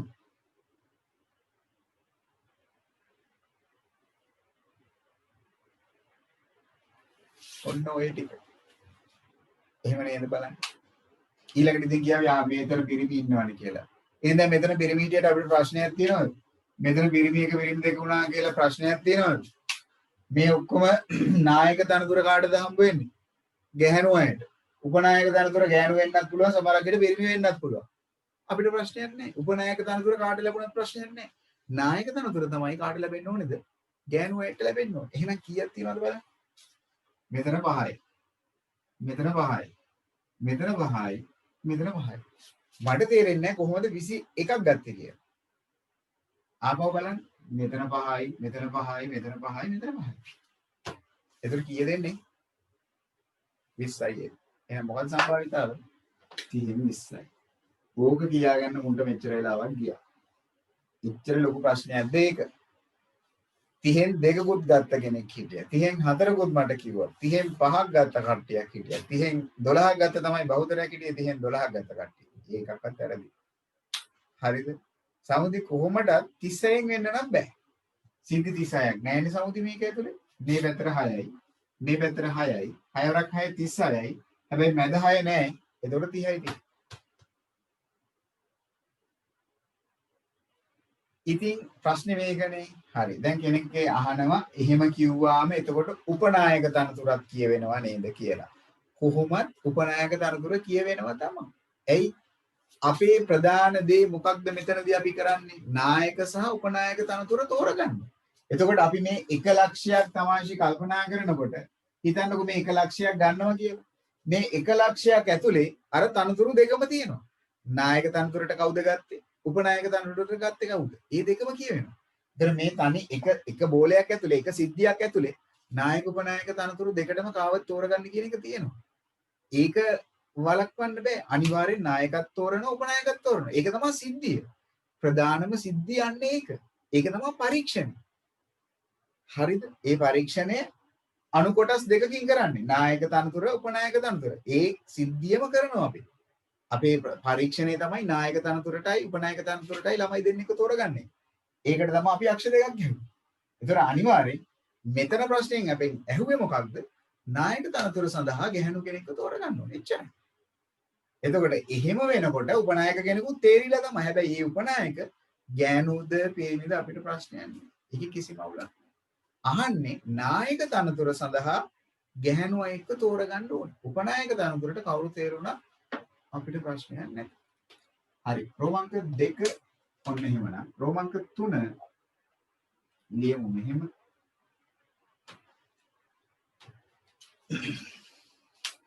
තනතුරු දෙක සඳහාම තනතුරු දෙක සඳහා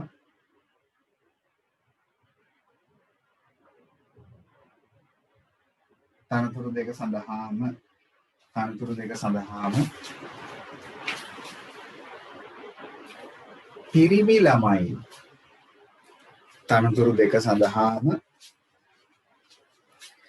පිරිමි ළමයින් තේරීමේ සම්භාවිතාව තනතුරු දෙක සඳහාම පිරිමි ළමයින් තේරීමේ සම්භාවිතාව තනතුරු දෙක කියලා අදහස් කරන්නේ නායක උපනායක තනතුරු. පිරිමි ළමයි තමයි තෝරගන්න ඕනේ. දැන් පොඩ්ඩක් කල්පනා කරලා බලමු. හොඳයි මේ පාර නම් කට්ටිය හරි උත්තර ඔක්කොම අල්ලගෙන එනවා. හොඳයි.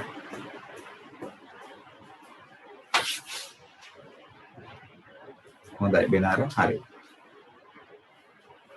වෙනකි දැන් නම් හරි. හරි තමාෂි හරි. හරි තනතුරු දෙක සඳහාම පිරිමි අය තෝරගන්න. නායකත් පිරිමි පැත්තෙන් එන්න ඕනේ උපනායකත් පිරිමි පැත්තෙන් එන්න ඕනේ. ඒ කියන්නේ කොයි සිද්ධිය ගැනද? ඕක ගැන නේද ඔය අහන්නේ? මේ පැත්තිනුත් පිරිමි මේ පැත්තිනුත් පිරිමි. එහෙනම් තියෙන දෙකයි.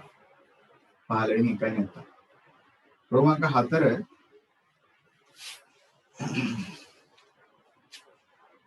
නායක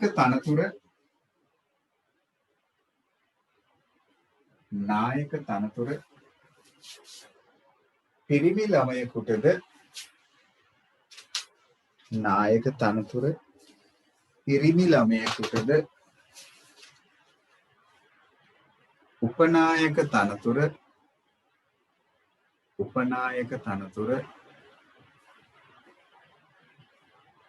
ගැහැණු ළමයෙකුටද නායක තනතුර පිරිමි ළමයෙකුටද උපනායක තනතුර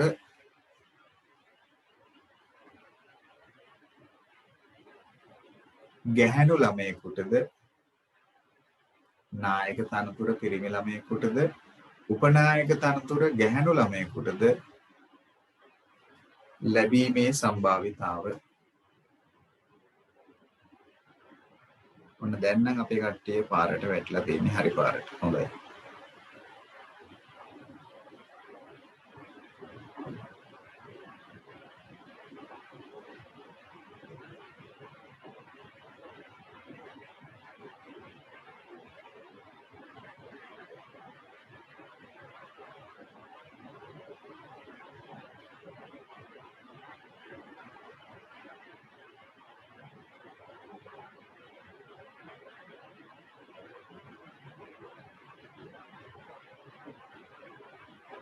ඔක්කොමලගේ පිළිතුර එක හා සමානයි. මොකක්ද? නායක තනතුර පිරිමි අයට ලැබෙනවා කියන්නේ මේ ටික. මේ පැත්තෙන් ගෑනු කෙනෙක් වෙන්න ඕනේ උපනායක. එහෙනම් මෙන්න මේ කොටස නේද බලන්න. මේ පැත්තෙන් පිරිමි, මේ පැත්තෙන් ගෑනු. නායක පිරිමි, උපනායක ගෑනු. එහෙනම් කීයක් තියෙනවද? 30න් 8ක් තියෙනවා. 10ක් නෙවෙයි 8යි තියෙන්නේ. මෙතන 8යි 1 2 3 4යි 1 2 3 4 8යි. ක්‍රමාංක 5 එක්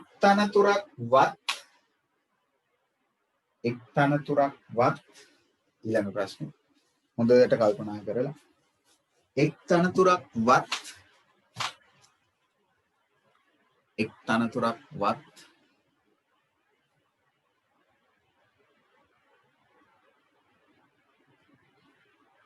ගැහැණු ළමයෙකුට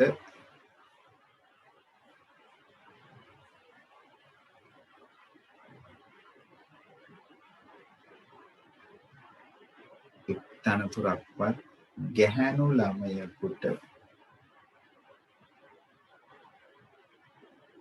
ලැබීමෙන්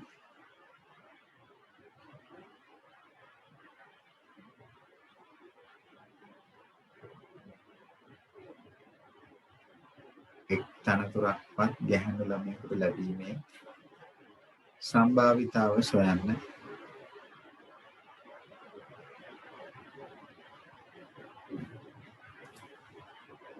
එක් තනතුරක්වත් ගැහැණු ළමයෙකුට ලැබීමේ සම්භාවිතාව සොයන්න.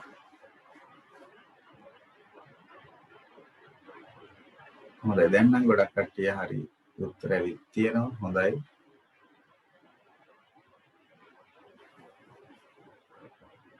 හොඳයි එකම උත්තරය කොහොමද කියනවා. හොඳයි. වෙනස් උත්තරයක් ආවෙම නැත.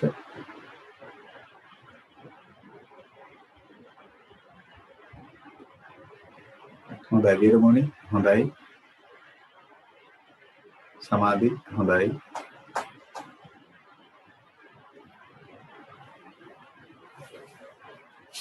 ශරත උදාන වෙනස්ද? උත්තරේ වෙනස් වගේ ශරතකේ. හරි එක් තනතුරක්වත් ගැහැණු ළමයෙක්ට ලැබෙන්න ඕනේ කියන්නේ එක් තනතුරක්වත් ගැහැණු ළමයෙක්ට ලැබෙන්න ඕනේ. ඒ කියන්නේ සමහරක් විට තනතුරු දෙකම ගැහැණු ළමයෙක්ට ලැබෙන්නත් පුළුවන්. එකක්වත් ගැහැණු ළමයෙක්ට ලැබෙන්න ඕනේ. එහෙනම් ගැහැණු වෙන්නත් පුළුවන්. තනතුරු දෙකම ඒක වඩා හොඳයි. ගැහැණු පිරිමි වෙන්නත් පුළුවන්. පිරිමි ගැහැණු ඒ අවස්ථාව ගන්නත් පුළුවන්. හැබැයි පිරිමි ඒ කියන්නේ මෙන්න මේ කියන ලක්ෂ දෙකෙන් අදහස් කරන සිද්ධි දෙක ගන්න පුළුවන්. මේක ගන්න පුළුවන්. ඇයි මේ කියන ලක්ෂ දෙකෙන් අදහස් කරන්නේ මොකක්ද? නායක තනතුරත් පිරිමි. උපනායක තනතුරත් පිරිමි. ඒතකොට එක තනතුරක්වත් ගැහැණු කෙනෙක්ට ලැබිලාද? එහෙනම් මේ කියන ලක්ෂ දෙකෙන් අදහස් කරන සිද්ධි දෙක බෑ. ඒ සිද්ධි දෙක නැතිව අනිත් ඕනම එකක් මොකද වෙන්නේ? පුළුවන් කියන එක නේද? ඇයි? පිරිමි වුණොත් තනතුරු දෙකම පිරිමින්ට බෙදලා යනවා. හැබැයි ඒගොල්ලෝ කියන්නේ මොකක්ද? එක තනතුරක්වත් ගැහැණු කෙනෙක්ට ලැබෙන්න ඕන. එහෙනම් තනතුරු දෙකෙන් එකක්වත් ගැහැණු කෙනෙක්ට ලැබෙන්න ඕන. සමහරකට තනතුරු දෙකම ගැහැණු කෙනෙක්ට ලැබෙන්නත් පුළුවන්. ගැහැණු අයෙකුට ලැබෙන්නත් පුළුවන්. ඒක ගන්නත් පුළුවන්. එහෙනම් අර දෙන්න නැතිව අනිත් ඔක්කොම ගන්න පුළුවන්. මුළු සිද්ධි 30යි ගන්න බැරි 2යි. එහෙනම් ගන්න පුළුවන් ටික වෙන්නේ කොච්චරද? 28. හරිද? ඔන්න එහෙමනම් ක්‍රමාංක 5. බලමු කී දෙනෙක් ක්‍රමාංක 6 හරියට උත්තරේ කියයිද කියලා. අවසාන ප්‍රශ්න. අන්තිම එක ක්‍රමාංක 6.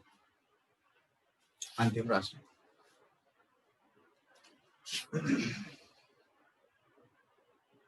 තනතුරු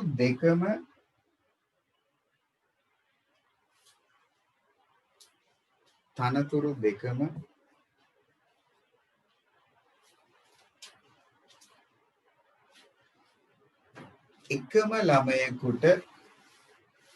එකම ළමයෙකුට ලැබීමේ තනතුරු දෙකම එකම ළමයෙකුට ලැබීමේ සම්භාවිතාව කොපමණද? තනතුරු දෙකම එකම ළමයෙකුට ලැබීමේ සම්භාවිතාව කොපමණද?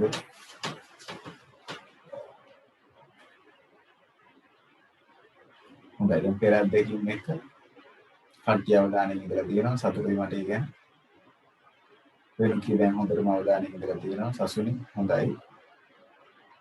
ඔක්කොමලගේ එක සමාන උත්තරයක් තියෙනවා. ඒත් මට වෙනස් උත්තරයක් ගෙනාව කවුද? ඔව්. එක්කෙනෙක් දෙන්නෙක් වෙනස් උත්තර ගෙනල්ලා තියෙනවා. 3 දෙනෙක් වෙනස් උත්තර ගෙනල්ලා තියෙනවා. 4 දෙනෙක් නැහැ. ප්‍රශ්නේ හරියට තේරුම් ගන්න නැහැ. ඒ 4 දෙනා සම්දුන් නැහැ. ප්‍රශ්නේ තේරුම් ගන්න නැහැ. සචිනි ප්‍රශ්නේ තේරුම් ගන්න නැද්ද? මොකද කියන්නේ? ඕකට අදාළ උත්තරේ ප්‍රශ්නේ මුලම මම දුන්නා.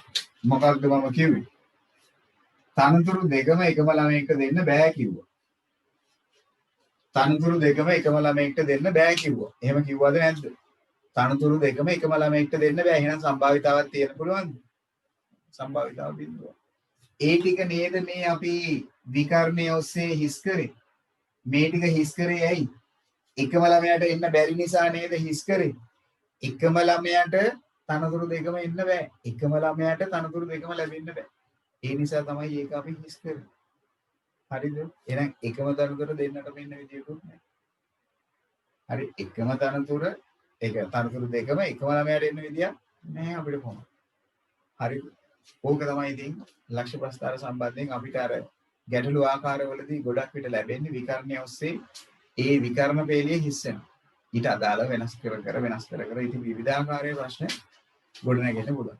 හරි 25යි 1 ගැටලු 4ක් තියෙනවා. ওই ලක්ෂ්‍ය ප්‍රස්තාර 4 අඳින්න අපි බදාද හමු වෙන්න කලින් 25.1 ගැටලු 4ක් තියෙනවා. ওই ගැටලු 4 හදන්න. ඔය ගැටලු 4 හදන්න. තොර බදාද වෙද්දී ඕක අවසන් කරලා රුක්සටහන් ටික කරාට පස්සේ සිකුරාදා දවසේදී සම්භාවිතාව කොටස අවසන් වේවි. තව දවස් දෙකකින් මේකේ ගණන් ටික හදන්න ඕනේ බදාදට සහ රුක්සටහන් ටික අඳින්න ඕනේ. ඒකේ සාකච්ඡාව සිකුරාදාට කරලා ඒකට අපිට සම්භාවිතාව කොටස අවසන් කරගන්න පුළුවන් වෙයි. සිකුරාදා වෙද්දී මොකුත් බාල්දියක් පෙරළුනේ නැත්නම්. පන්ති දෙක හරියට කරගන්න පුළුවන් වුණා. හරිද? මම හිතනවා අද දවසේ මේ කතා කරපු සාකච්ඡාවේදී ලක්ෂ්‍ය ප්‍රස්තාර සාකච්ඡාවේදී හරි පුළුවන් නම් හෙටම මේක ඉවර කරගන්න අද පුළුවන් නම් අදම කරන්න. හරි. ලක්ෂ්‍ය ප්‍රස්තාර සම්බන්ධ කාරණා ටික. හරි. ඒක කරද්දී පොඩි පොඩි ගැටලු වෙනවා නම් කරුණාකර 10 වසර අචුපත පෙරලලා සම්භාවිතාවේ ලක්ෂ්‍ය ප්‍රස්තාර අඳින ටික මුලින් ඕනනම් ප්‍රැක්ටිස් වෙන්න ඒ ටික කරලා හිටියනම් වඩා හොඳයි. හරි ඒකෙදි ඉතින් විකර්ණයේ ඔස්සේ තියෙන ලක්ෂ්‍ය ටිකක් එනවා. මේකෙදි විකර්ණයේ ඔස්සේ තියෙන ලක්ෂ්‍ය ටික නැහැ. ඒ මොකද මේක ප්‍රතිස්ථාපන රහිත. ගත්ත එක මුලින් තිබ්බ දැනටම පිළිටවන්නේ නැහැ. ඒ වගේ දෙයක් මේකේ වෙන්නේ. ඒ නිසා තමයි විකර්ණයේ ඔස්සේ තියෙන ටික අයින් වෙලා ගැටලු ටික යන්නේ. හරිද? 6 කියලා දාන්න බැහැනේ 6 කියලා සිද්ධි 6ක් මෙතන ගෑෂ් වෙලා නැහැනේ. සිද්ධි 6ක් නැහැනේ. කිසිවක් මාක් කරලා නැහැනේ. සිද්ධි මාක් වෙන්න ඕනේ. වෙලා තියෙනවා නම් ඒ සිද්ධි ටික මාක් වෙලා තියෙනවා. මාක් වෙලා නැති සිද්ධි වලට අපිට දාන්න බෑ මොකුත් තියෙනවා කියලා. හරි? එහෙම කිව්වොත් ඒක වැරදි. බිඳුව දාන්න පුළුවන්. 30න් බිඳුව දාන්නත් පුළුවන්. ඒකේ ගැටලුවක් නැහැ. 30න් බිඳුවයි කියලා දැම්මත් වැරදි නැහැ. ඒත් ඒක තේරුමක් නැති හින්දායි අපි දාන්නේ නැත්තේ. මොකද ඉතින් බිඳුව 30න් බෙදුවොත් අනිවාර්යයෙන්ම බිඳුව. නිසා එතනට බිඳුව විතරක් දැම්ම ඕන ඇති. හරිද? හරි ඊළඟ බදාදට කලින් කරුණාකර මෙන්න මේ ලක්ෂ්‍ය ප්‍රස්තාර ගණන් 4 ඉවර කරන්න. හරි එදිනින් පස්සේ අපි ඒකේ සාකච්ඡාව කරලා රුක්සටහන් ටික ලබන බදාදේ පටන් ගමු. හරිද? මම හිතනවා අද දවසේ වැඩක් ගන්න නැති හිටපු කට්ටිය දැන් පන්ති ගොඩක එකතුවකින් මේ රාත්‍රී පන්තිය කරන්නේ. එතකොට ඔළුව පොළොප්පන් වෙලා ඇති සමහරක් විට. හරි නැවතත් පොඩ්ඩක් කරපු දේවල් ටික පෙරලලා බලන්න මොකද කරේ කියලා. 10 වසර පොතේ වැඩ ටිකක් පුළුවන් නම් ඉවර කරලා 11 වසර ගණන් 4 හදනවා නම් වඩා හොඳයි. අද ලක්ෂ්‍ය ප්‍රස්තාර විතරක් කියන්නේ ඒක. රුක්සටහන් පටලවන්නේ නැතුව. හරිද? එහෙනම් වැඩේ අදට මම නවත්තන්නම්. ඔක්කොමලට සුබ රාත්‍රියක්. හරි පරිස්සමෙන් ඉන්න එහෙමනම් ගෙවල් වලටම වෙලා. හරි ආයිබෝන් ඔක්කොමලට.